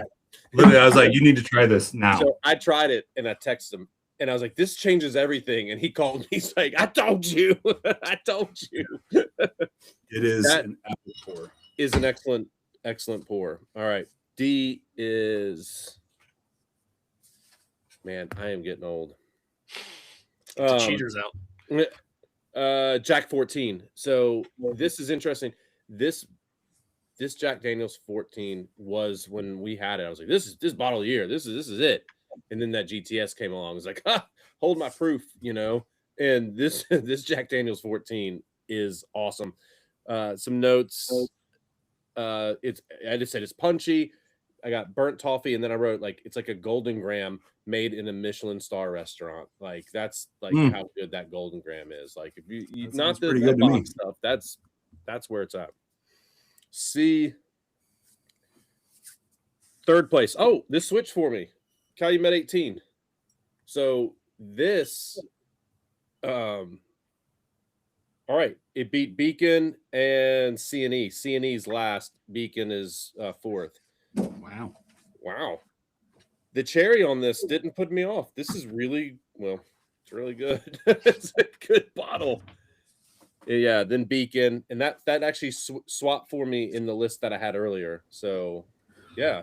Stag, JD 14, Calumet 18, Beacon, then C&E. C&E came out a little bit simple. Yes. Yeah. The exact same experience compared to all these ones. Yeah, C&E, like on Fresh Crack, mine's a Fresh Crack. I cracked it yesterday for the first time. So take that for what it's worth. But I agree, it came across a little bit flatter than when we did the review. That bottle had been open for a little bit. Yeah. It didn't quite hit me with the intensity nor the complexity. Right. Very good. So Tim, we'll do a short of my review on that GTS. Yeah. His review is it's number one. It is number one, and it, like I said, I text Randy. I said this changes everything. It messed up my whole list, So yeah, it was crazy. There you go. The C&E, real quick, let me know in comments. Do you want me to add William Heaven Hill because it was distillery only, or do you want me to score without it? Because I have a secondary pour. So you guys let me know. Man, David in the chat with Ransom Batch 2 getting me all hot and bothered. Yeah. I would yeah. So Zach, while you're going, I'll mention some things that were in here that fell off. We already talked about the Penelope 13. I didn't do the Tanner Hill. I've only had the one sample. It wasn't enough for me to really put in there. But some other ones that I scored 8s, and I know I do a lot of 8s on the channel, but like I did like Goldfinch, Helldiver. The Goldfinch also fell off hard. It fell off so hard. It was even more simple than the C&E. Goldfinch is a one-note wonder. It's a one-note wonder. Absolutely, that's what I wrote. But it's a one-note wonder. Does the note kidney failure? Yeah, is that a note? It's so that's sweet. What I got. You guys were raving about it. I'm diabetic from it. When I retried it is a lot. When I retried the split that Randy sent me, it actually wasn't sweet at all. What? Man, mine is still sweet. I think I go back to my other statement. His palate is. This was yesterday. I don't mean to derail the conversation too much, but Please. The Found North releases actually taught me so much about my palate because the like Goldfinch is all sweet and it's too much for me. Yeah, The Helldiver, all the Helldiver, the 2 Helldiver releases they've done have been very baking spice forward, and they've been off-putting to me. And I get that same baking spice forwardness in Beacon, which is what puts me off to Beacon too. It's not the quality of the whiskey; it's the actual flavor profile that just. It's somebody said it. I don't know if it was Matt Porter or Dan and Sean over at Bourbon Junkies, but they were talking about Jim Beam. I think it was Dan at Bourbon Junkies was saying, I don't mind that peanut note as a supporting note. I just don't want it to be the star of the show. Yeah. And it's that way with me with baking spices. So, I learned that from Found North because they're so Helldiver so amplified in the baking spices. Yeah. Goldfinch is so amplified in just like the overly sweet profile. And it's like, I kind of gotta balance it out a little bit, guys. Yeah. Yeah. I love Snow Day. I feel like Snow Day was it had a spectrum of flavor. It wasn't just Snow Day last night, and I love port finish stuff, but it hit me bad again. I was like, I don't know what it is about that. I don't know if it's the Canadian rye or whatever Found North, but it just hit me with the bitter notes and like none of the port sweetness, and I was like, which one was that? Snow Day. Oh, that's port finish. I have that. I haven't even tried it yet. Oh, yeah, it's essentially a port finish. It's more than just rye, but it's essentially a better version of Midwinter Night's Dram. It is. It's effectively if you like Found North, you can really ignore me because I'm very much on island with them. But yeah, Zach's not a whiskey guy. And then so one other part of the conversation that we haven't had, one thing that it didn't fall off per se, but it didn't make it in the top 5. And this is one of you guys' top was the Russell's 13 batch 6. Josh, I like that bottle, which it brings a bit more sweetness and complexity over the those Found Norths, but it didn't stand a chance with the top that I had. Yeah, it was not with your top 5. Those are just it was better a fun whiskeys. for me when I went back. I enjoyed it more when I went back to it than I did on the review, and a few times it just similar knock to it than I had with C&E it was missing. It had sweetness, it had proof, but it was missing complexity. Yeah, that's a good point. For this year of whiskey, like honestly, for C&E and Russell's 13, the way that this year's release was, like both of those are like back half of top 10 whiskeys. You know, like they're in the 6 to 10 ranking. And I think in other years, like 2 years ago, they could have been top 5 easy. But this year is actually like Calumet 18 is just out there still. Yeah. And it is an incredible, like Calumet 18 is the best. Take price out of the equation. If you're talking about just the best bottle of whiskey that you can just actually go find, you cannot. There is not a better bottle of whiskey that exists on planet Earth than Calumet 18, and maybe that's ever existed. Like that is top tier whiskey right there. It's better than Calumet 16. I'll tell you that. Way better than Calumet 16. Yeah. Okay. So people voted. I kept William Heaven Hill in there.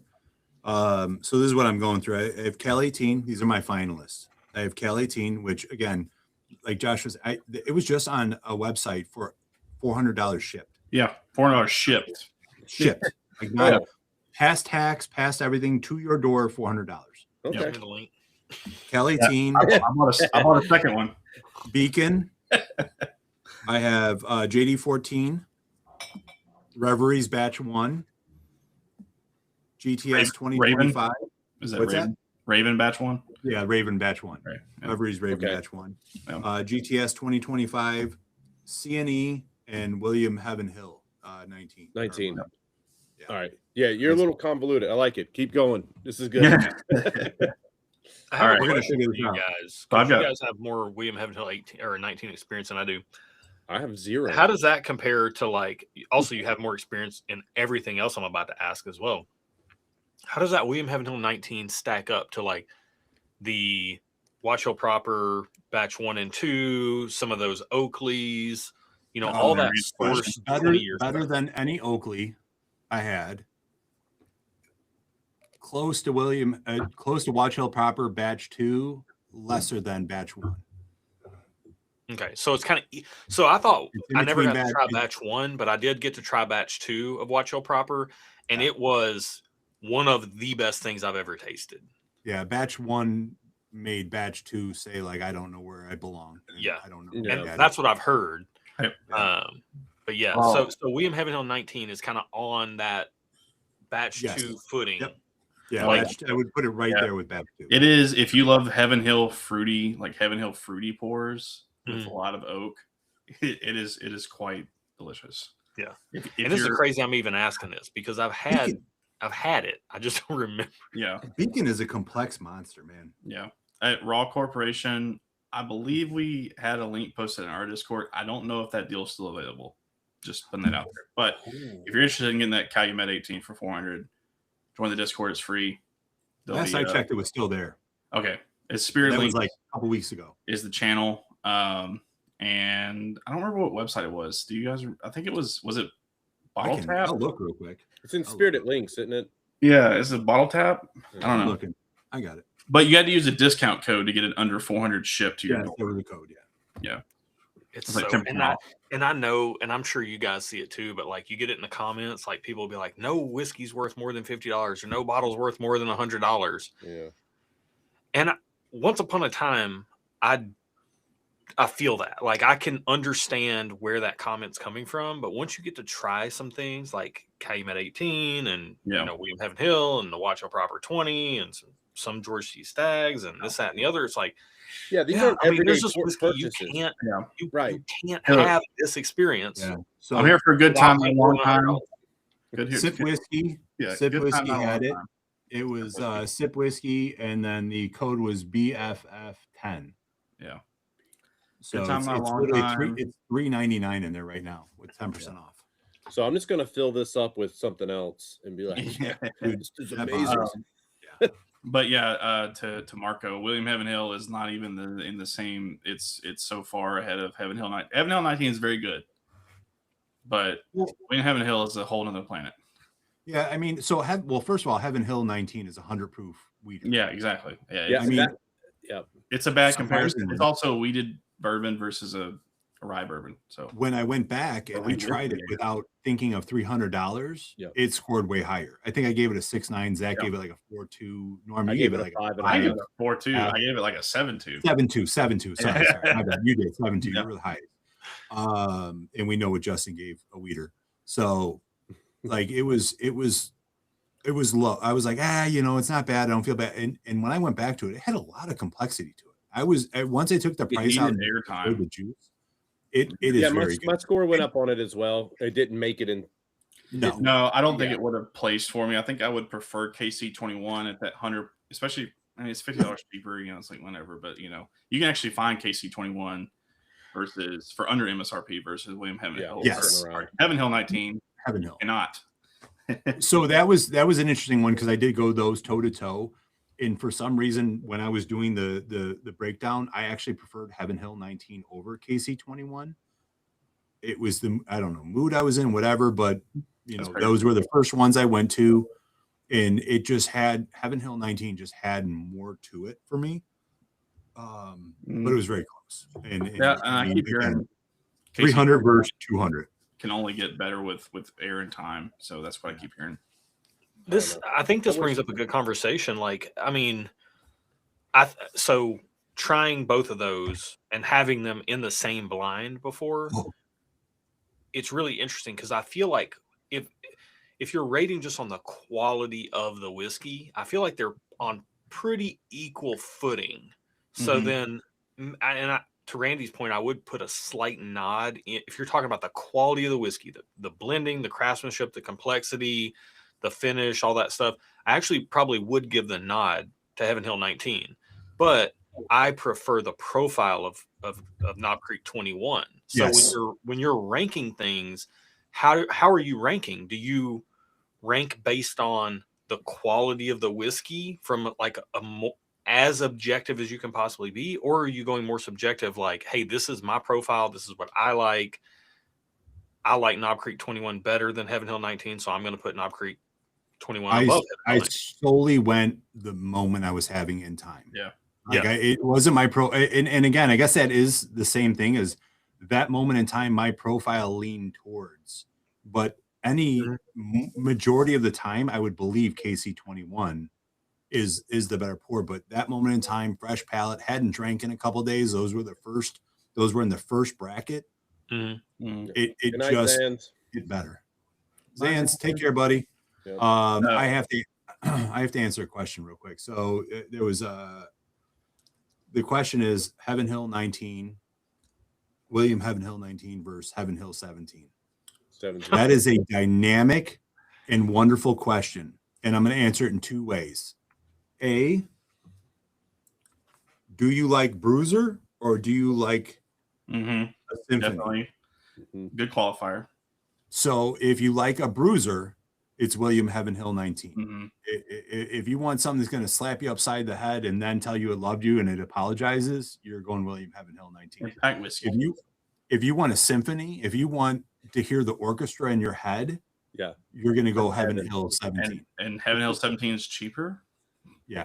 So then the second part is I can go out and get Heaven Hill 17 right now for roughly around, we'll just call it 1,100. It fluctuates in between. William Heaven Hill is $1,700 on average right now.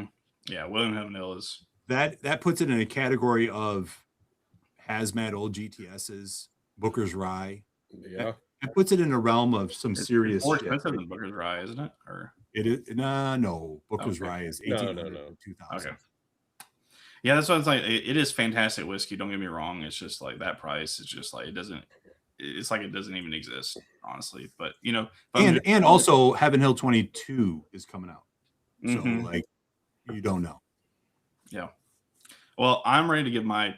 I've got a top Well, 6. I'm just getting drunk over here. You're good.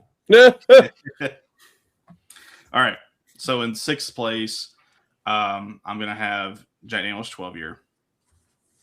No surprise if you know me. I'm a big Jack Daniel's guy. In 5th place, I'm gonna have the CNE. This is the non-low proof one, right? This is just what you're drinking right now. This is no. This is all of it. Final. This is all. This is all okay, got it. Okay, I just want to make sure. 6 was Jack 12. I love Jack 12. 5 was CNE. Okay. 4 is Cal 18. Oh.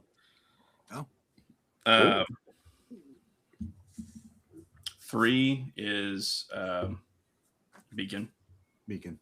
2 is GTS. 1 is William Heaven Hill 19. That checks out. Yeah, so we were flopped on the Beacon and the Cal 18, which honestly I could go back and forth. Yeah, that's why I wanted to do a blind. Yeah. I was like, because I literally just did that yesterday, and it was the other direction, and then I did it today, and Cal 18 over Beacon. Or sorry, I did Cal 18 over Beacon, and now I'm Beacon over Cal 18. Tomorrow it could be the other thing. It's just again. Here's me looking at my William Heaven Hill 19. Yeah. Wow. I think Quinn hit it in chat. He was talking about how mine of his palate aligns, and he said Beacon was old fragrant oak and tobacco with some brighter notes supporting. Yes. And then I think Cal 18 is actually the opposite of that. I think you get the sweeter, brighter notes up front, and then you get the supporting oak and tobacco on the back end. Yeah.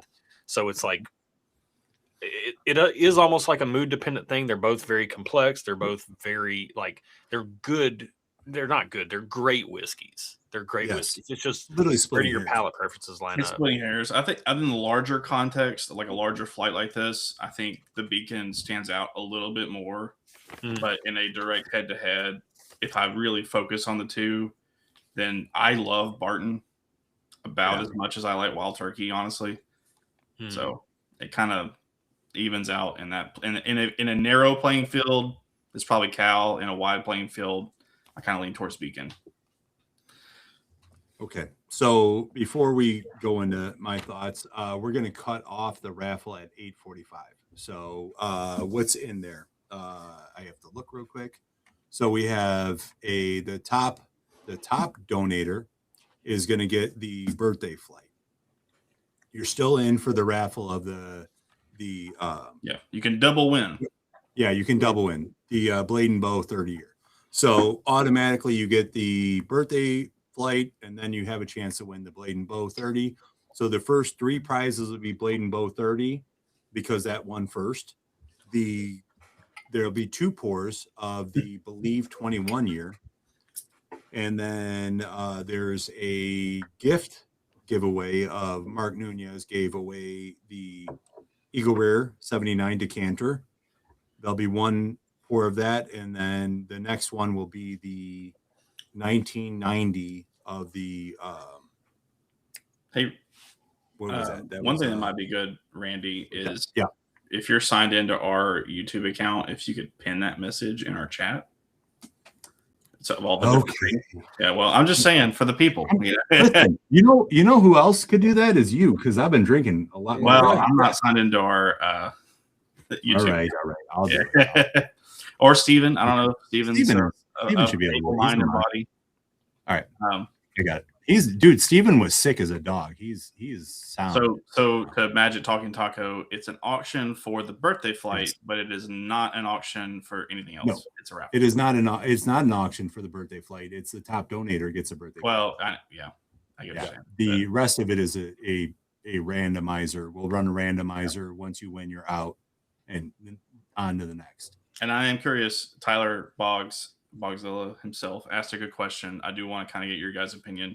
Of those that have had William Heaven Hill 19, would you rather have that or 2 GTS 2025s? Because that's a really close conundrum for me because they're very neck and neck, honestly. I think I prefer William Heaven Hill 19. And in my particular case, I would rather just have if money wasn't an object, I would rather just have the better bottle for my palate. But, Ooh. You're going to have to wait for my final review here, Tyler, is what you're going to have to do. Josh, which Raven is that? The first one. Batch one. Batch one's so good. I would say to that, that's a great question. When in doubt, I always opt for more whiskey because it lets me, like, if it's about just drinking it and enjoying it, yeah, I'll take whichever one I prefer, which I haven't head-to-headed those, so I don't know which one I would pick based on a head-to-head. But I know I love GTS 2025, and I would opt for 2 bottles. Like, give me 2 bottles so I can just like share one completely indiscriminately. Yeah, you don't have to feel bad about it. Yeah, and like I'd love to take this. I'd love to have a second one of these so I can take this one to a bottle share and like share it down to here, and then whoever just raved and gushed about it, just send them home with it. Like, that's the fun stuff for me. It's not about like owning the bottle itself. To Nathan's point, he said it. He's like, I like to talk about stuff I can never buy. Can always try a sampler bottle share pour. Whiskey isn't about owning the bottles. Yeah. That's how I feel. True. Yeah, the 25 GTS, I know it's not the most popular whiskey on Whiskey Tube. There seems to be more, I would say, negative press about it than positive press based on what I've heard or seen personally. But yeah, I mean, it doesn't drink like a hazmat to me. It's not hot. None of these like blew my, they weren't like burning me up or anything like that. Like, really, truly, William Heaven Hill 19 and GTS are just going to come down to your palate preference. To me, GTS drinks darker. It has a little bit more of that like char, earthiness, tobacco, leather, oak. It's very brawny, obviously, but it's not hot. It's never approached my palate as hot. William Heaven Hill 19 is that antique oak, but all the fruits and flavors to go with that. And in combination, I would generally lean towards the fruitiness over the darkness on most days. But sometimes the GTS 25 presents a really luscious grape candy note too. And when it hits that grape candy note, I just like that could put it up into the same stratosphere to me. So, yeah, I don't know if it was you waxing Taylor over there, Zach, about those, but Josh is in a happy place right now. Yeah. Oh yeah. I just got touched in a very nice way. I'm gonna get annihilated here. I'm gonna get annihilated. Oh, so no. Yeah, I'm gonna get annihilated. So this is gonna go weird for me. This went south, and this is again. I don't give an F which wins. I don't care. Because Randy owns them all. Just kidding. Now, hey, Randy, the comments will say that you absolutely do care, and that you stacked this You know what the best part about that is I will never read your comments, so cool with you. Randy ain't reading no Okay, it's only me and Norm. I have other responsibilities that ain't reading your comments and commenting. So Yeah, even the idea that anybody would care what wine, it's just whiskey. Like we're It's just just whiskey. trying to share with you guys what our favorites are. it is. So our here's job a, is here's to a weird convey the thing. experience. In the context of the first flight, William Heaven Hill fit in perfectly with that first group. It did something that William Heaven Hill often does for me, which is dryer sheets in this flight. Because this flight is more modern whiskey, it's sweeter, and it hit dryer sheet for me. And I don't like that. I can't read. I saw that. Yeah. I can't read. I didn't read your comment. I can't read. But it's insane because what it gives me in the front palate, which is that dryer sheet, turns into this amazing bold flavor. But for that, my number one whiskey of the year in this flight, attainable, is GTS. Yeah. GTS 25 I'm not is a flavor bomb. It gives me everything I want. It does not drink hazmat. I can literally jam my nose in the glass and I do not get burnt. It is something special. I did not expect that. I fully asked this question because I thought William Heaven Hill shouldn't be in here because it's distillery only and it would slap all those, and it didn't. So today, GTS is number one. Number two is William Heaven Hill. That flavor finish is insane to me. It's insane. Yeah. That front note doesn't play well with modern whiskey. I told this with I was with Brandon last night. I did the flight of William Heaven Hill 19 GTS and Tanyard. The Alabama ABC dropped Tanyard, so 138 proof. That was my like little miniature flight where I was trying to like pre the stream, try to like figure out what I thought might be my order. But I told him, I was like, look, I'm being honest, 100% honest. If I pick up on a grape note, usually in a blind, in a complete double blind, I will negatively bias it down. My own personal bias has led me to be like anti-Buffalo Trace almost to some degree, but I just can't deny what's in the glass for 2025 GTS is just delicious. So, I Zach, think that's a great point, Zach, because one of the reasons we do our channel blind is because I don't want to be biased towards allocated whiskey, but I also have the exact same thing you have. Like I will 100%, if I know I'm drinking Buffalo Trace stuff, and I like Buffalo Trace, fine. Like it's not great whiskey, but it's good, enjoyable whiskey. Yeah. And that's why it's so well received. And it's, if I know I'm drinking it, I will 100% downrate it. So that's why I have to taste things blind. And the perfect example of that was, shout out to Barry Hawk. He sent me Swag Jr. and the People's Bourbon, and in a blind flight. I didn't know they were in there, and I 100% thought that, especially the People's Bourbon, was Buffalo Trace. Yeah, and I downrated it because I thought it was like, oh, this is just E.H. Taylor, so it's in 4th place out of 5 or whatever it was. Yeah. It's like, and I was like, and he was like, oh, that's the People's Bourbon. I was like, whoa, that thing was great, Lappy Taffy for days. So it's super great. Yeah, Nate, are you being? Well, your humor is goes above my head sometimes. Is that Stag Jr. is amazing? Are you being for real? You never know with him. You're like, are we friends or are we not? What do you? Nathan is a huge fan of the 1500 series. He is all the time on that hill beating the drum. The NBC has never been as good as those 1500 series. Yeah. I mean, I have a 1500 behind me that is just insanely epic flavor, which I'm convinced they double barreled, but that's okay. I went through. Swag, not Stag. Okay, all right. Comment, Nathan. I read as good as Randy. So worse and better at the same time. It's really weird. Trust me. But you got like one eye right now, so you're like, I'm better than him and worse.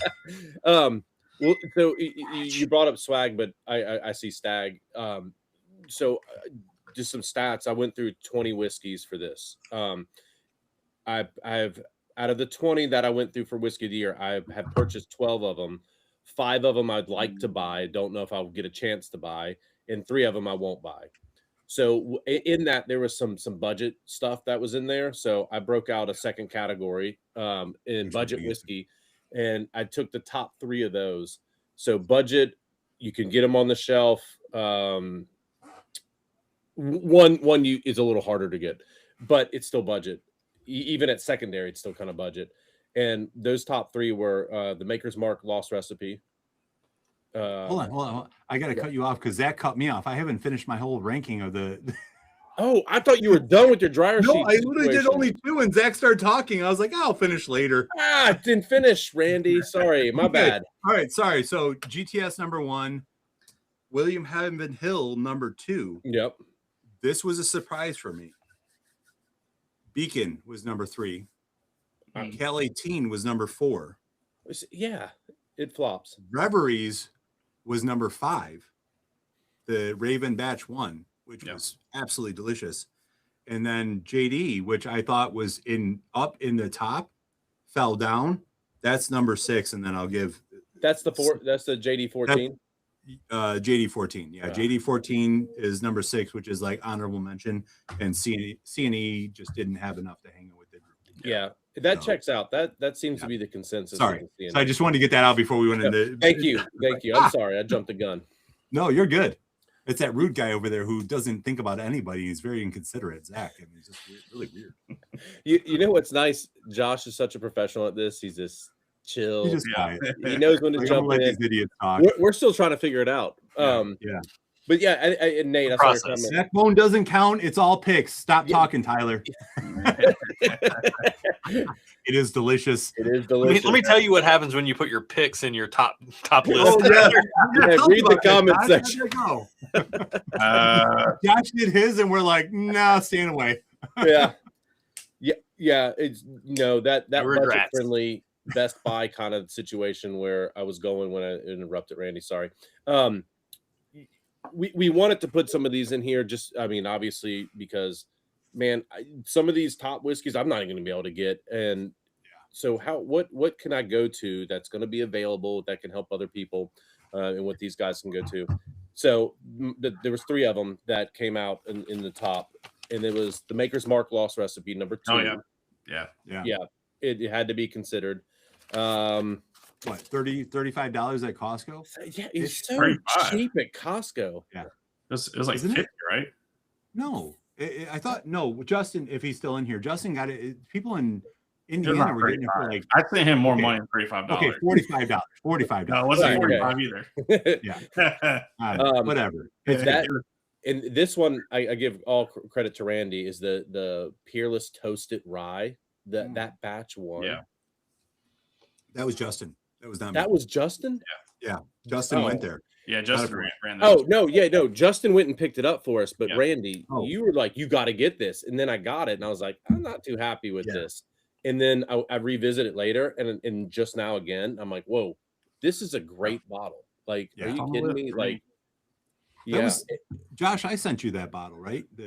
I sent you a sample of that. That was sample of it. Yeah. That bottle was, I could tell it was very good, but the specific profile of cherry in it, the day that I tried it, and it was only that one day. I didn't love the profile of the cherry, but that's the sort of thing that I know from experience. I was like, I need to taste this again on a different day to see if it's just the cherries coming through in a weird way. Cause that's such a weird, it's a note that I love, but can also be a non-love note. It's not off-putting like a black licorice thing for me, but it's just like, it affects me from like good to great, Okay. So in January, Josh is retrying that. Got it. It's got like, am I mistaken though? Like there's a strong cherry element to that. Dude, it's toned down so much. Like it was there. And that's why I was like, Randy, why did I buy this bottle? Yeah. But it's not there tonight. And it hadn't been there since I revisited. And then Stag 25A. And that's what reminded me when I saw the swag. 25A, I thought was just awesome. I love that. Did you see your daughter's comment? Oh no. We're watching it on screen. You're killing it. Dad, we are all I love Madison, dude. She's so cool. She's the best. Thanks, Madison. Yeah, See you tomorrow. Awesome. So that Stag 25A is just, and so I put those 3 together tonight, and Stag 25A came out on top. The Peerless Toasted 2, and then the Makers 3. Yep. What was interesting about that Makers is I got some of that sour funk. I got it up front, and then it was all sweetness and a bit of baking spice. But yeah, it didn't hit for me. It's still good. It just wasn't as good as the other two. So there's some budget friendly. I do want to, and I haven't rolled through my complete top 10 yet. So you've seen my top 6. Just to recap: 1 was Windham Hill 19, 2 was GTS, 3 was Beacon, 4 was Cal 18, 5 was CNE, and 6 was JD 12. I did flop on this. I thought I liked JD 14 more, but in the comparisons after our review, I preferred the JD 12. It's a little bit more cohesive. It's a little bit sweeter. Kind of held on a little better. Not to say the JD 14 isn't in my top 10. It is. I would place Tanyard at 7 though, and then JD 14 at 8. 9 for me is going to go to my only ASM, but I love this bottle to death. Boo! Both me and Randy. Boo! Awesome for me, but I do love some apple pie. So yeah. All right. So Stephen told me to tell you guys that David, Lord Kogak, just took the lead. It was a 5-way tie for the top 5-way spot. tie. It was literally they're a all game in the system, Randy. You have to send 5 samples out. Yeah. And then says the guy who's not giving it away. So David, Lord Kogak, is now in the lead. We have 3 minutes until we're closing this out. So have fun with that one was 9. I'm gonna give 10 to KC21. Are you giving your whole list out right now? That's for Discord.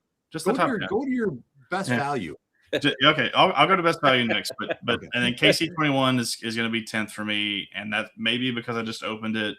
I've heard it, it gets better with air, but I really enjoyed it. But it's going to be 10th for me, pretty easily 10th too. It just doesn't hold a candle to some of the other ones. So for value pours of the year, I'm going to go with the Fountain the Decades. Those were affordable bottles, not necessarily available bottles. Those are both great. I prefer the bourbon over the rye, but both equally great. The Gatsby 25 from highproof.com at the $150 price. That cheap price. Yeah, that's a really good value for those that really love their oak and their cherry notes. Remus 9-year experimental. I don't own that bottle. I think very highly of it though.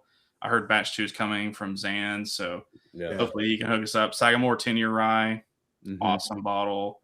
A little hard to get, but affordable.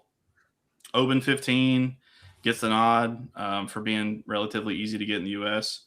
Cash strength, of course, the Lost Recipe number 2. Barrel batch 37 was really good. The Angels Envy Ball and Bond cash strength at 100 proof was pretty dang solid. I think that was a little bit harder to get to, but affordable. That's literally sitting on shelves right now. The Bottle and Bond. It's everywhere here. Yeah. No, solid bottle. The Caleb's Crossing Boo Rye from Dave Jennings, Bird. No. Rybon. The Rybon. I think that's actually still available right now on Bourbon Outfitters. So I can't believe it. Y'all got to buy that bottle. Yeah. It's like it's really good. It's not the top very good of the year. It's definitely very good whiskey. You won't be sad you owned it for the price, which we always talk about. That is a phenomenal bottle. Yeah, and then Jefferson's Reserve, the cash strength. Cash strength. All right. I like that one a lot. Wild Turkey 101 a year for the super value. How many? How big is your list? I went through 20. 120. What'd you say? No. I went through 20. 20. I like Remus Repeal 9. Port Charlotte 18. Port Charlotte 18 is my Scotch of the year, personally. So I haven't even got to my Scotch yet. Yeah. It's just going. We're just here running space, boys. Yeah, and I'm done. Okay.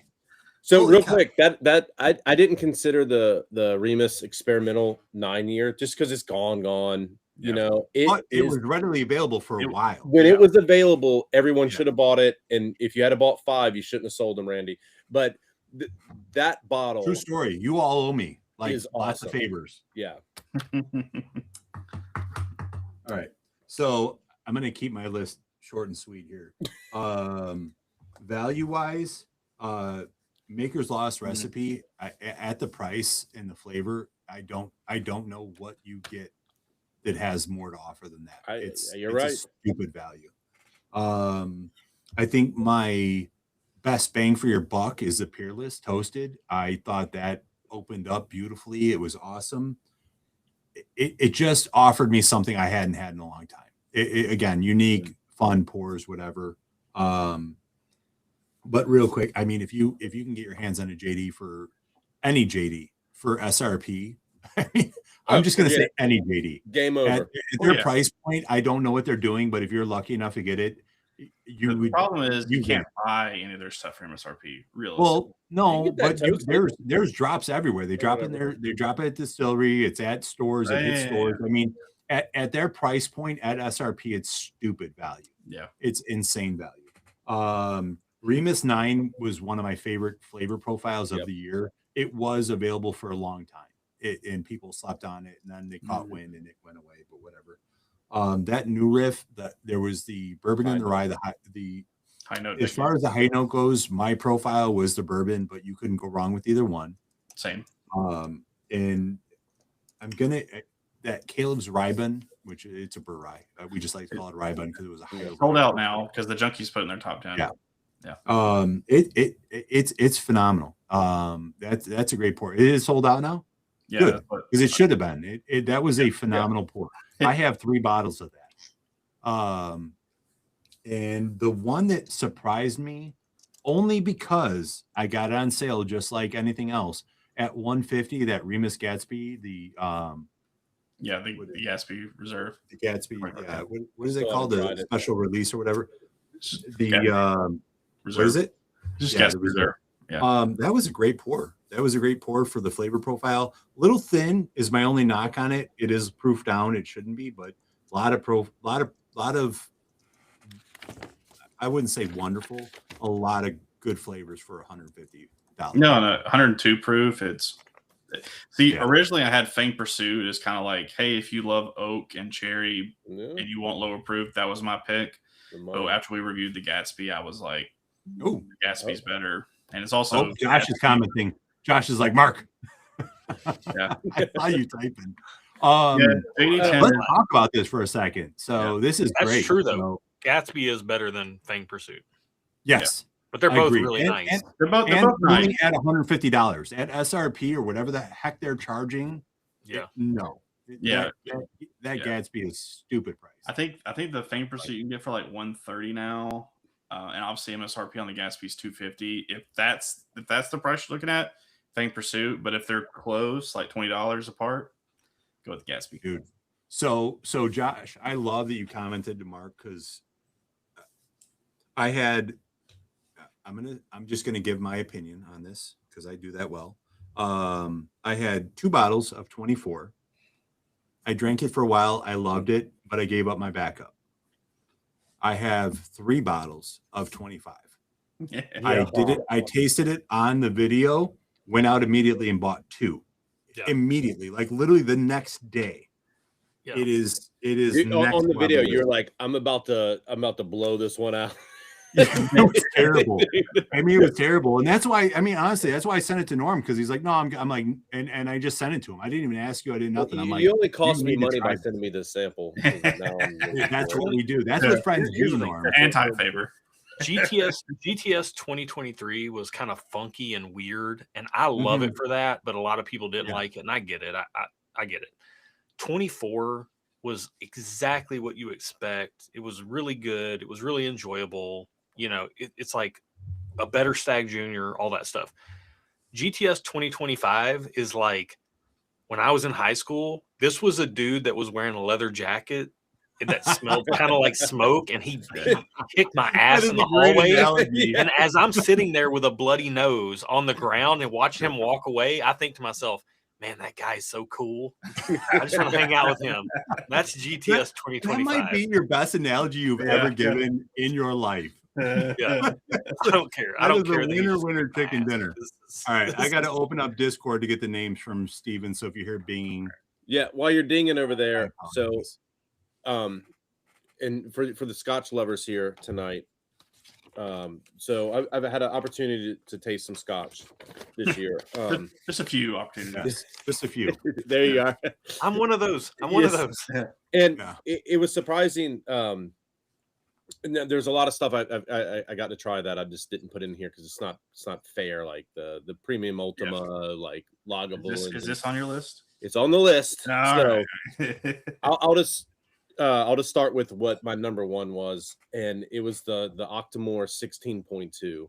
This bottle is just beautiful. Where's the sample at, Norm? Come on. Hold on. I think it's right. Here, right. It's right here. No, I'll send it out. It's the only. It's one of the two that I backed up. This thing's great. I think they finished it in cognac or something. They did something different that they've never done before, and it comes through and it's beautiful. So that's the number one. I know I'm gonna just dogged out for this because the price point. The Buna 21 2025 is so good. I think we end up paying around $312 a bottle or something. It is so good. Like that thing is just all the fruit that you want, no smoke, just excellent. Open 15, it's 129, 150. It's just that cast strength they put out in the US. If you can find that, if you see it, just buy it. It's ISO. Springbank. Springbank put out a new one this year. So they had a local barley 8-year that is just incredible. But I went with the Springbank 100 proof, the British proof, the 5-year. That thing is just it's like a rowdy teenager, Dude, I bought that on your suggestion. It is phenomenal. It's great, right? It's so good. And it's under $100. I mean, if you can find it. I've seen Peter's review on it, Whiskey's Journey. Okay. Yeah, there you go. And then I think distillery in my last one, 5th place is the Ardnahoe, the inaugural release for 2025. It's a 5-year release. So what's his name from Octomore from Brooklotti went over there, helped start this distillery. It's the newest one on Isla. So Ardnahoe is they're going to be one of the best distilleries on Isla as they just keep putting out the best stuff. When I look down at the floor whiskey, and that doesn't mean it's bad whiskey, it's just I'm not a room. I see 1, 2, 3, 4, 5, 6 Ardnahoes sitting there from their first 3 releases to cast strength single barrels, and they're great. So all I'm hearing is the people want to know where the reviews are. Right. Well, we got the Buna 21 up. Yeah. I'd say, Josh, have you tried this release? I feel like you would be, considering your Talisker love. I kind of wonder. I flipped over the Oban. Was it the Oban 10-year with the rabbit on it? Celestial Blaze, the 2021. Yes. I flipped over that. Norm helped me get a bottle. Yeah. I gotta imagine that's right up my alley. If you need a sample for your channel, just you know where to ask. So okay, I'm asking right now on camera. Hey, Josh, I'm rolling through Nashville in about 10 days. Don't worry. You'll be well taken care of. Okay. Let's go. Yeah. I'm looking up Ardnahoe now. I'm like, Jim McEwen from Brooklotti, when he left, he helped Ardnahoe get started, and his fingerprints are all over the smoke coming off these whiskeys. So, I gotta interject real quick. So the amount of entries is insane, and I'm not about making money. I'm about like giving you guys experiences. So I'm gonna add some entries on here of like things to pick. So we have right now the top person will get the birthday sample pack. There's going to be 3 Blade and Bow 30 years. There's going to be 2 Blade and Bow 21s. There's going to be an Eagle Rare 101 79 and a Blanton's 1990. I'm going to add a couple more on here. I'm going to add in underneath the Believe, I'm going to add a sample of the Michter's 20. I'm going to add in a sample of, I don't know. What do you guys have seen what I have? I don't know. I'm trying to think here. I'm going to add in a sample of Generations. That's a good one. Yeah. Throw it. I mean, we had 3 of us on screen had GTS 25 as top. I mean, I'm going to add in 2 samples of GTS 25. So Chase is not too late to enter, I assume. We're making Steven's job very hard. Oh. All right, enter now, and we're gonna cut it off because I added in a few. David says something about LLME. Are you tracking that? What? And I'm doing math over here, and it's really hard. Kojak. He says I guess he's offering an LLME. Oh, he wants to throw in. Oh, all right. So Dave is gonna throw in an LLME, and then I'll tell you what. My top 5 scotches, I'll throw in a sample pack of that. Shoot, I'm entering now. Real all quick. right. But, Norm, where does that go in the list? You know what I'm saying? Whoever doesn't win, you pick one more person. Okay. All right. Well, you know what I'm saying? Like, because it's like you have like that might be up there in the top of the list. You know what I'm saying? Like it that might not be in the bottom.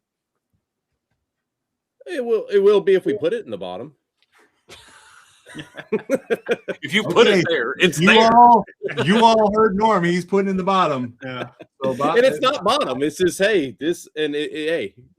Yeah. I want to throw that in. Look, I want everybody to win. So, all right. So we have an LLME. If you're not first, you might not. Yeah, I'm gonna put the scotches above the LLME. Okay. All right. That's fair. That's all right. fair. So we're gonna go in order. We're gonna go 3 samples of Blade and Bow 30. 2 samples of Believe 21, 1 sample of the ER 79, Blanton's 90 is gonna actually I'm gonna put the M20 above those. So it's gonna go Believe 21 year, then an M20 sample, then the ER 79, the Eagle Rare 101 79, the Blanton's 1990, 2 samples of GTS, 5 samples of Norm scotches. And then the LLME. Yes. So David, he said something about Boona under the chairs. I don't know how he knew that, but like there's floor whiskey. Oh nope. There's all Boona. Oh my gosh. Oh Norm. Come on, learn technology, bro. And then there's the other chair. Always. Is this okay? I think it's holding my chair up. So the top, here's my thing is I don't want anybody to ever think we're not grateful. The top donation is insane.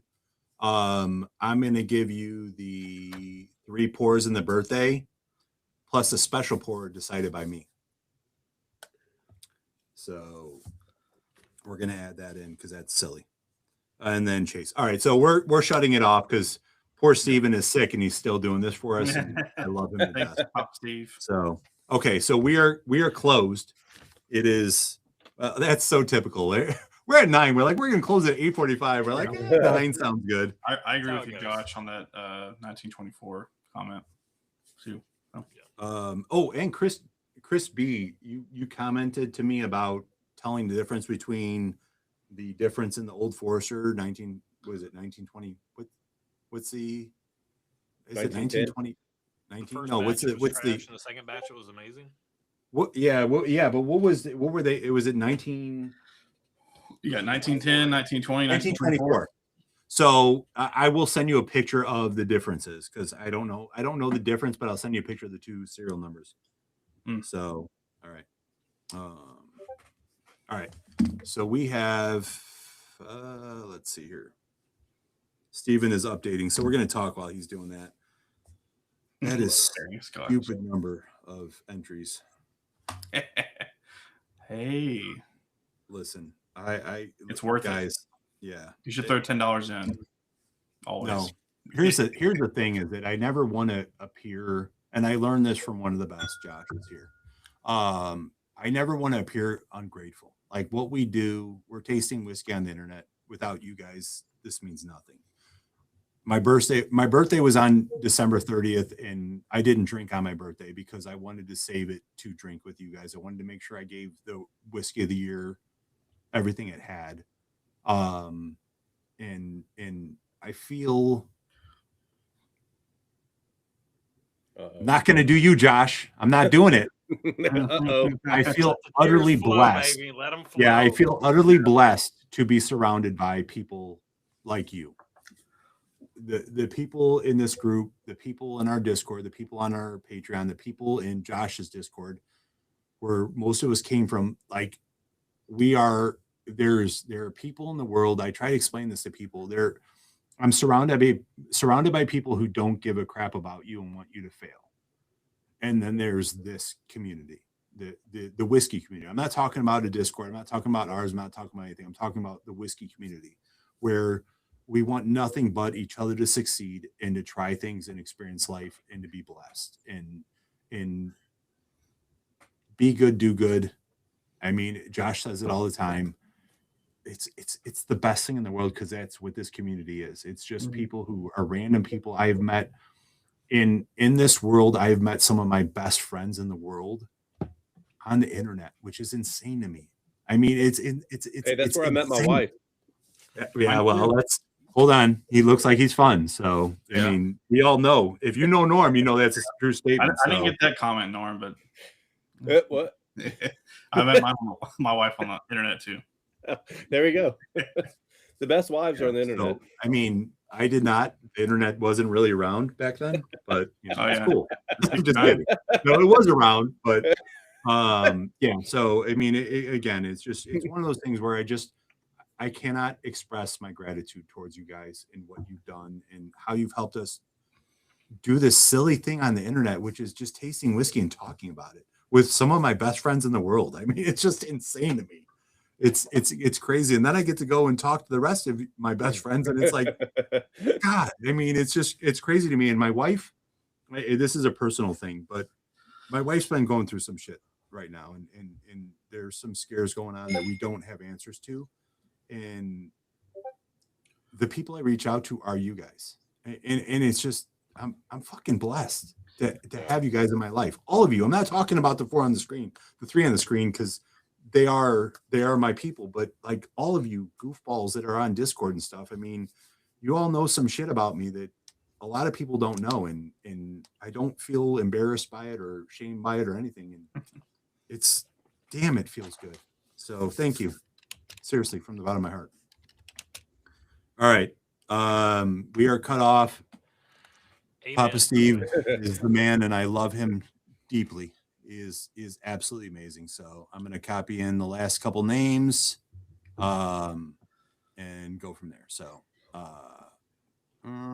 Steven, I just want to verify one quick thing. Can you just make sure that I have the person we're talking about is the last entries was the top donator, right? Just send me a text, please. All right. So the wheel of names is a very small slice of pie. I've never seen anything like this before. I'm not going to lie. So like Peter with his sip or skip series. It's like you can't even see the whiskey. Yeah, this is crazy. Like, I mean, I am gonna. Yeah. All right. Anyway. All right.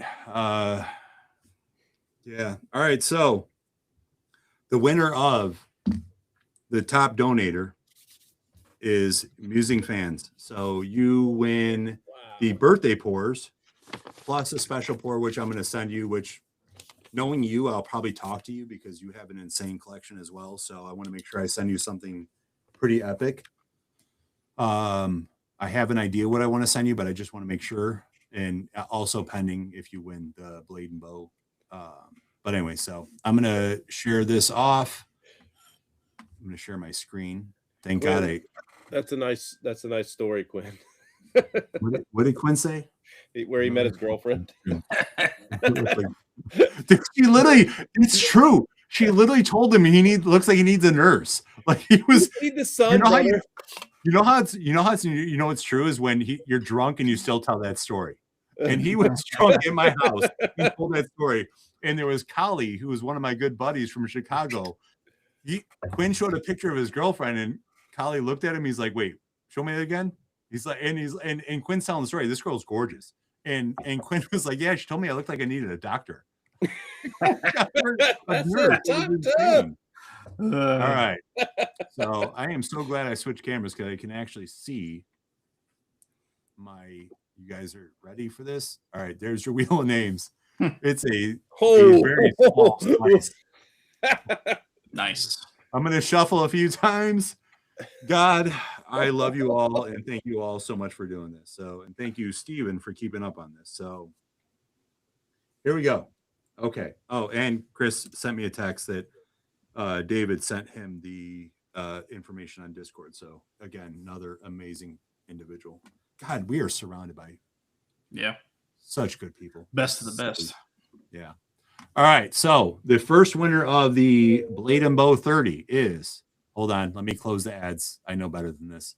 Zach will get distracted by what's playing. Okay. Here we go. Oh my God. I literally can't see it. It's so small. Please post it on my screen. Jim F. Yes.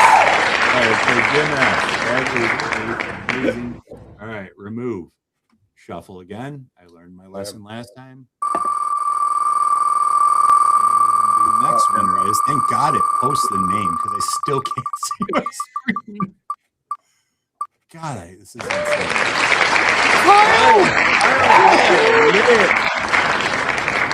Dude, Kyle, you are going to be blown away by that one. I can't wait to hear the goodness and gosh, jolly. My goodness, gosh golly. Gosh golly. I mean, Kyle has to be on the speakeasy when he tries it. Yeah. Oh God. Yeah. We need to do it. We need to do it. Nate's loudest wheel ever. It's pretty loud. Yeah. I can't control it. I'm sorry. Can I hold on? Can I mute the wheel? I'm sorry, Nate. Let's go. All right. So we have our winners of the Blade and Bow. Now let's go to Believe. I want to see if I can mute this. Oh God, he's singing. I can feel. Don't worry, we won't get demonetized for that singing. I literally can't. I can't mute it. We might lose a subscriber or two. I've tried to mute it. It doesn't work. So I apologize, and it's a lot. So all right, Believe 21. Here we go. Wow, the names are getting slightly bigger, and it's still not even close to reading. Chris J.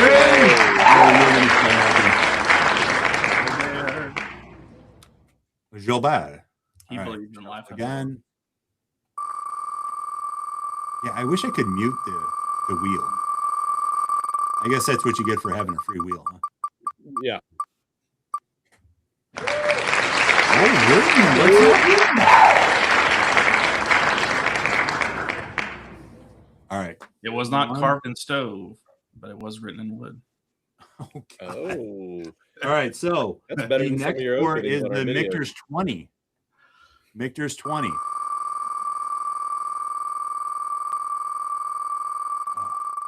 it was a lot. I was not prepared for 20. Oh, Ryan F. What's up? You broken toe. Love that for. Move. Shuffle. All right, now we're on the ER 10179, which was part of the birthday pour. Which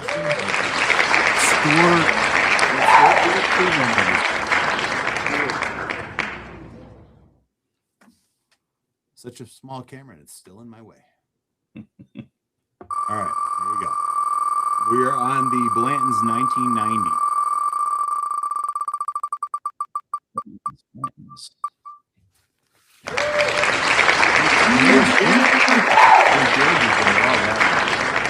And we have the James G Live coming up next Saturday, which is it sold out? It's sold out, right? Oh yeah, dude, it's sold out in like a day. Well, stay tuned. There'll be more. Yeah, many more. All right, so we are on to the generations.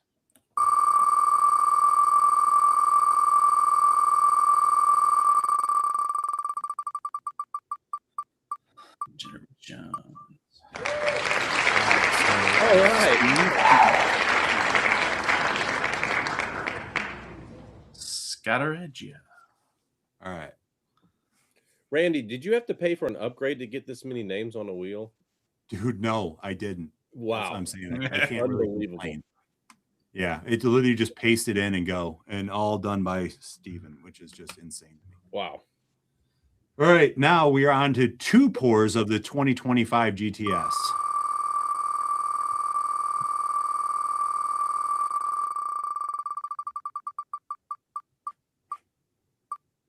And Sven. Sven, you are gonna love that. Yeah. I know you. Can't wait to hear his thoughts in the cord. In the cord. In the cord. Yeah, you might know me from the cord. Yeah. You know the Oh. All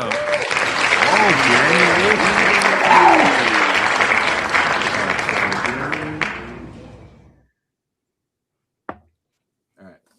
Now we are on to the 5 Scotch pack from Norm, which is stupid. I can tell you. Scotchy. I hope a non-Scotch lover wins it so they can start appreciating dude. Scotch. Blow their minds. Yeah. Using. That's a great winner for that one. That's a good winner of that one. Yeah, that's a great winner of that one. Yeah. All right. And shuffle one more time. Last one is the LLME from David. Thank you, David. Let me. No. You won your own bottle. Hold on. It's rigged.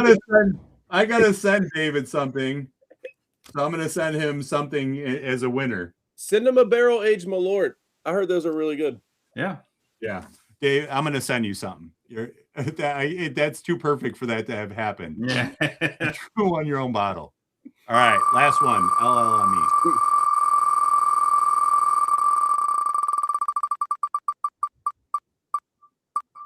Oh.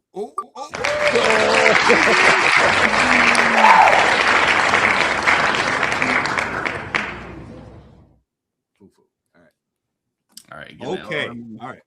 Man. Okay. Ooh. Holy moly. That was a lot. Poor Josh is over there. He's got to get up for birthday stuff. And he's like, come on, guys. That's a lot of names. You're muted. You're muted again, Josh. Oh. It's like you don't have a whiskey. Hey, I got a pee break in. I know. I saw. It was funny because I felt bad. I looked over I have YouTube playing in the background. I was like, oh my God, he went pee. We're good. 100%. Yeah, that's exactly what I did. So thank you all very much. That was amazing. Hopefully you all are happy with what you won, and we will do more of this, but that was pretty epic. I got a lot of requests for this, so I wanted to do it. So everybody knows I am a huge fan of Ransom 16. It's not a hidden secret. I enjoy it. Was it in the top? It's one of those. What's that? Was it in the top 20? It wasn't. It was from the year before. Oh, that's right. I forgot. So I did not put Ransom 16 Batch 2 in the top 20 because I didn't.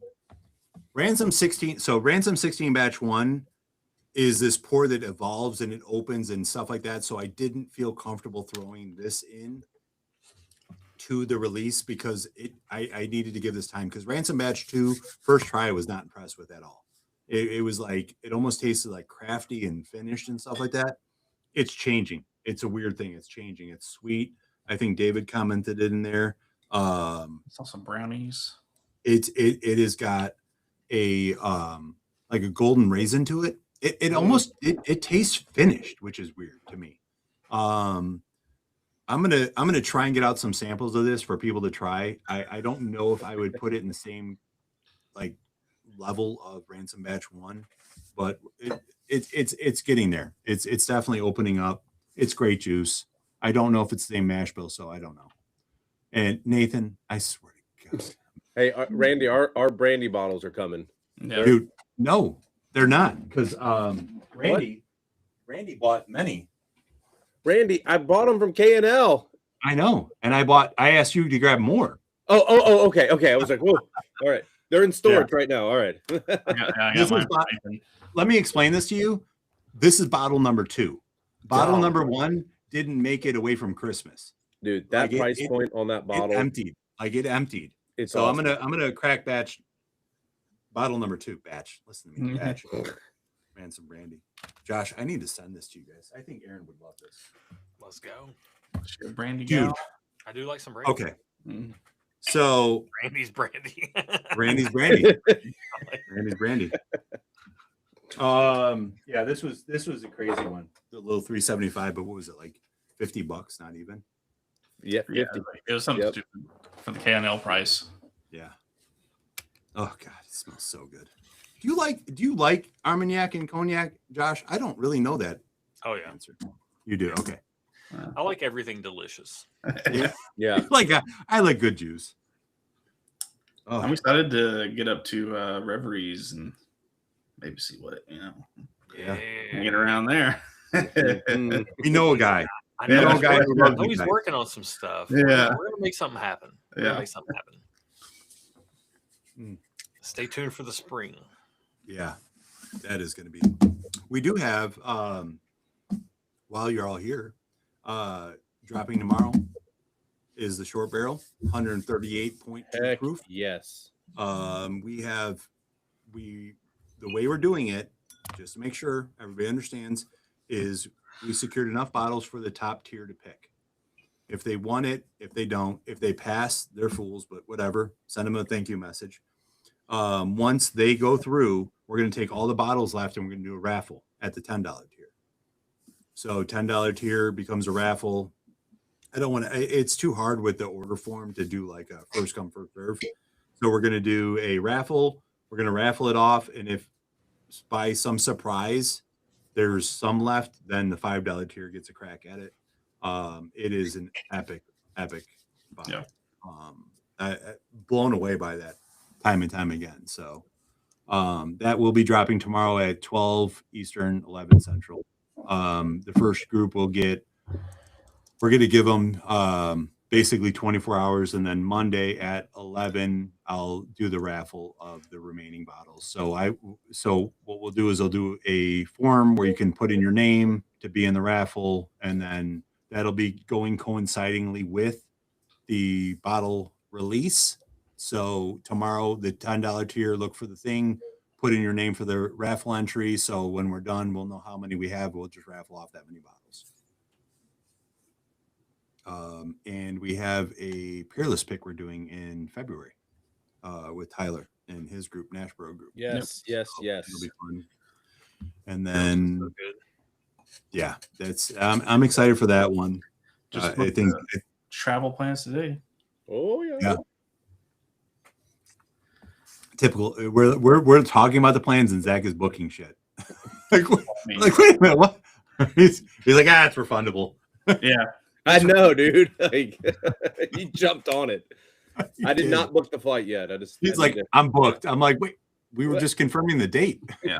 It's refundable. I'll move things around. All right. I'm excited. So, Chris B said.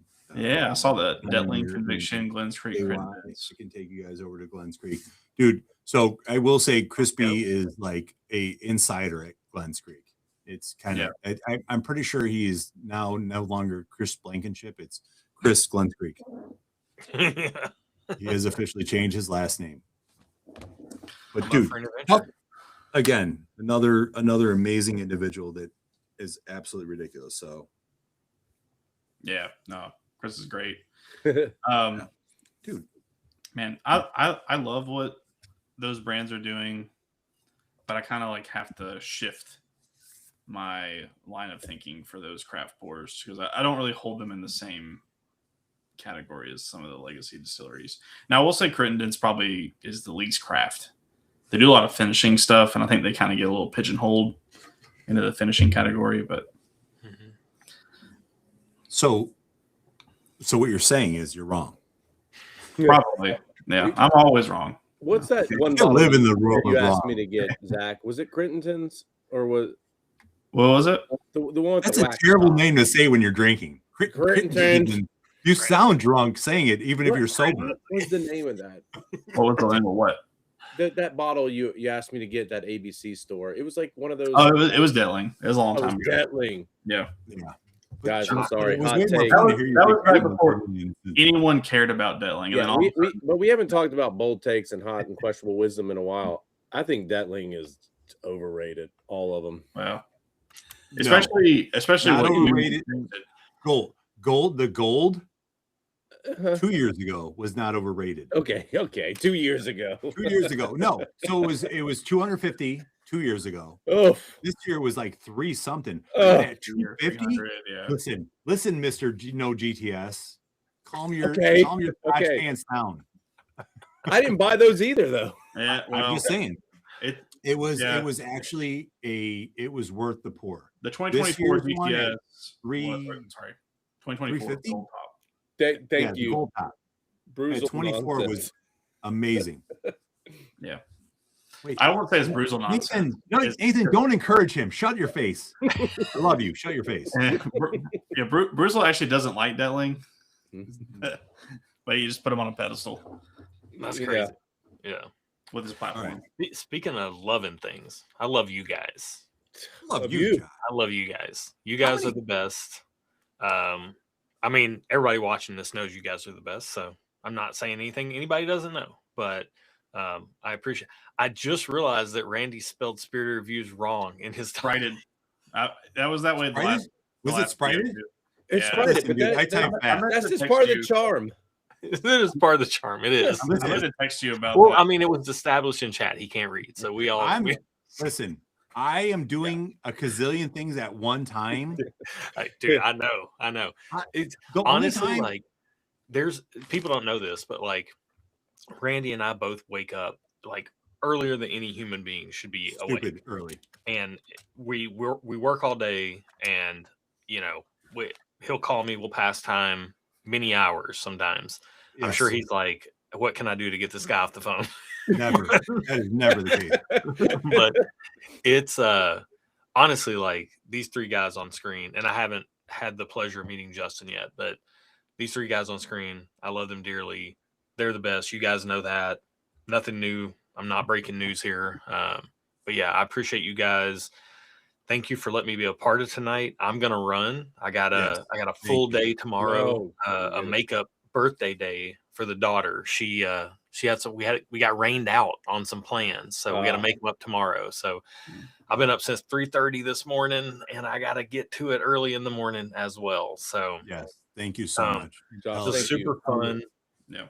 Love It's you a guys. beautiful Thank you Avery. guys in chat. birthday. Support these guys. Like, look, I know it just seems like we're just they're hanging out and they're drinking whiskey on the internet, and it's like it's all fun and games and everything. There is work that goes on behind the scenes, you know, like and people don't even recognize or realize that level. And I know what these guys are putting in behind the scenes. So support them, take care of them, appreciate them.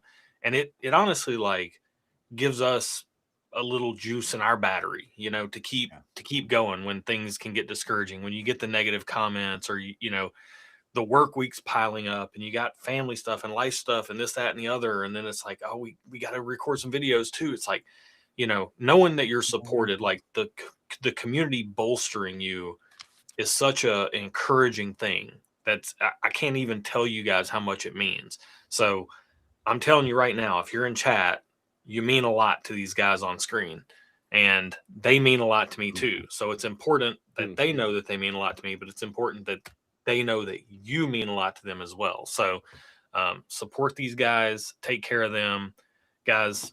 Norm, Zach, Randy, happy freaking birthday, man. Yeah.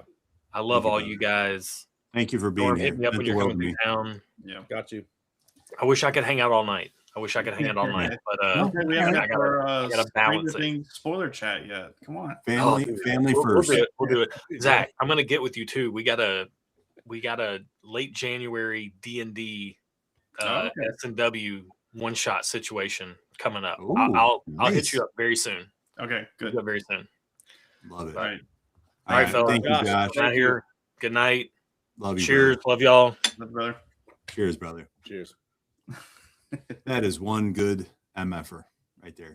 Yeah. Literally.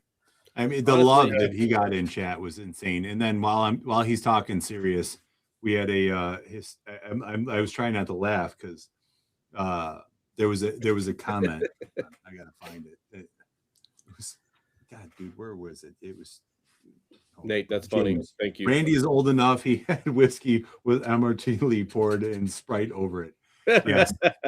I'm reading that as Josh is being like serious and kind, and I'm like, damn it, James. I'm laughing over here. It's 7-Up, James. Come on. Yeah. God, I mean, this is a night where you just don't want it to end ever, honestly. And I think that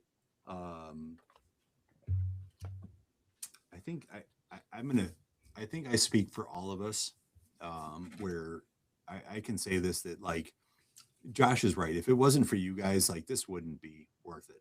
I mean, we can hang out in the speakeasy and we can talk whiskey and stuff like that. And we're trying to help people. We're trying to put across a message, but the support we get from you guys, the messages I get, the amount of times where I've gotten, like, I mean, we just had the raffle where, like a few guys won the pours, and they sent me a message like, yeah, I already have that. Just give it to somebody else. Like, it's always that pay it forward. That's so cool. That's the stuff where it's like, who does that in real world? Like, hey, don't send me something exquisite and amazing. Give it to somebody else. And that's why this is something absolutely special. And these two goofballs on the screen, like I love them beyond words can say. I mean, like literally, I mean, Justin's not here. He's with his family, and that's what's important in life. But these guys here, and Justin and all you guys, I love you more than words can say. Randy, if you really loved us, you would let us release that Silver Belly video. Yeah, come on, Randy. Well, Norm, you're in charge of editing now. It's true. There's an edit that is saved of that, and I looked at it. I wanted to be surprised. It is all right. So I will release that, but it does not bode well for Silver Belly. It bodes well for awesome entertainment, but it does not bode well for the Silver Belly we tried. Norm and I put it on the line for that. We did. Yeah. I mean, yeah. All right. So happy birthday to Avery. Happy almost birthday to Zach. Yep. He is going to be like 18 soon, and it's going to be epic. Wait a second. We drink with underage. It's illegal. We've gone back in time. But no, I mean, I think that, thank you all. It's a blessing. And we're going to end this stream with, oh, wait, I didn't give my Scotch of the year. No. Oh, I'm interested in this. So, can I do a pick? No, I can't do a pick. I won't You're gonna do a Vinny's pick? No. So my whiskey of the year was sent to me by one of my best friends in life, Norm. It was a Springbank. Oh my gosh, yeah. It's a pick, but it was distillery only. Distillery only. But I got it, and it was Scotch, so it wins. I don't give a shit. If you're not doing distillery only, I don't know how I don't do anything other than Bunnahabhain 25. It is an epic, amazing pour. For peated fans, I would go Octomore 15.1. I think that was an amazing pour as well. Huh? No. Last year's. Yes. 15. Oh yeah, 15. Yeah, you guess you're right. No. All right. I still like. I'm still putting it in there because I tried it in 2025. True. Dude, I do love that pour, but 15.1 I had this year, last year. 2025 was amazing. The crazy thing is I prefer the Hogback 13 over the 15.1. I mean, we all enjoyed the Hogback, Yeah, Hogback was good, but I'm gonna slap you when I see you, so it's cool. I'm just saying it's all right. So we are going to end the stream, we are going to rum of the year. Well, it's all roaming roads. So Roaming Roads. yeah, That's a little shout out for Chris J. Roaming Roads. If you haven't gotten it, go get it now. yeah. Bourbon Outfitters. If you're curious about which one you should get, just post to the Discord. We'll guide you. Irish? Did we say Irishes? I mean, it's the spirited pick, but it's fine. It is. It absolutely Yeah, is. it is. Yeah, like Yes. We're not even blowing smoke up your ass. Not at all. It's literally the best fucking Irish ever. Yeah. That is the one category of whiskey I just really don't have a lot of. But we can do it. Did you give your agave, Zach, in your 1800 list? My agave of the year is the Siempre Vallis Ancestral. And yeah, that's mine too. And I got that bottle because of you. That bottle is stupid good. I like that 808 or 818, 8818, that Jenner tequila. Come on, boys. Got nice propylene glycol and yeah, all the fake stuff. Yeah. All right. We are going to end it. We love you all. I got to get up our outro because, that's cool. We just do that. Thanks for joining us, guys. Thank you. Means a lot. Yeah. Zach? As always, guys, stay spirited. Stay spirited. Stay spirited, everyone. And his backbone says, stay spirited. Yeah. That's true. It's such a good saying. I don't know if our bottles say stay spirited. No, probably not. That's the important part. Yeah, they don't. Yeah. Whatever. We said it first. Stay spirited, everyone. We love you. They also say the. Oh, I think God's coming out.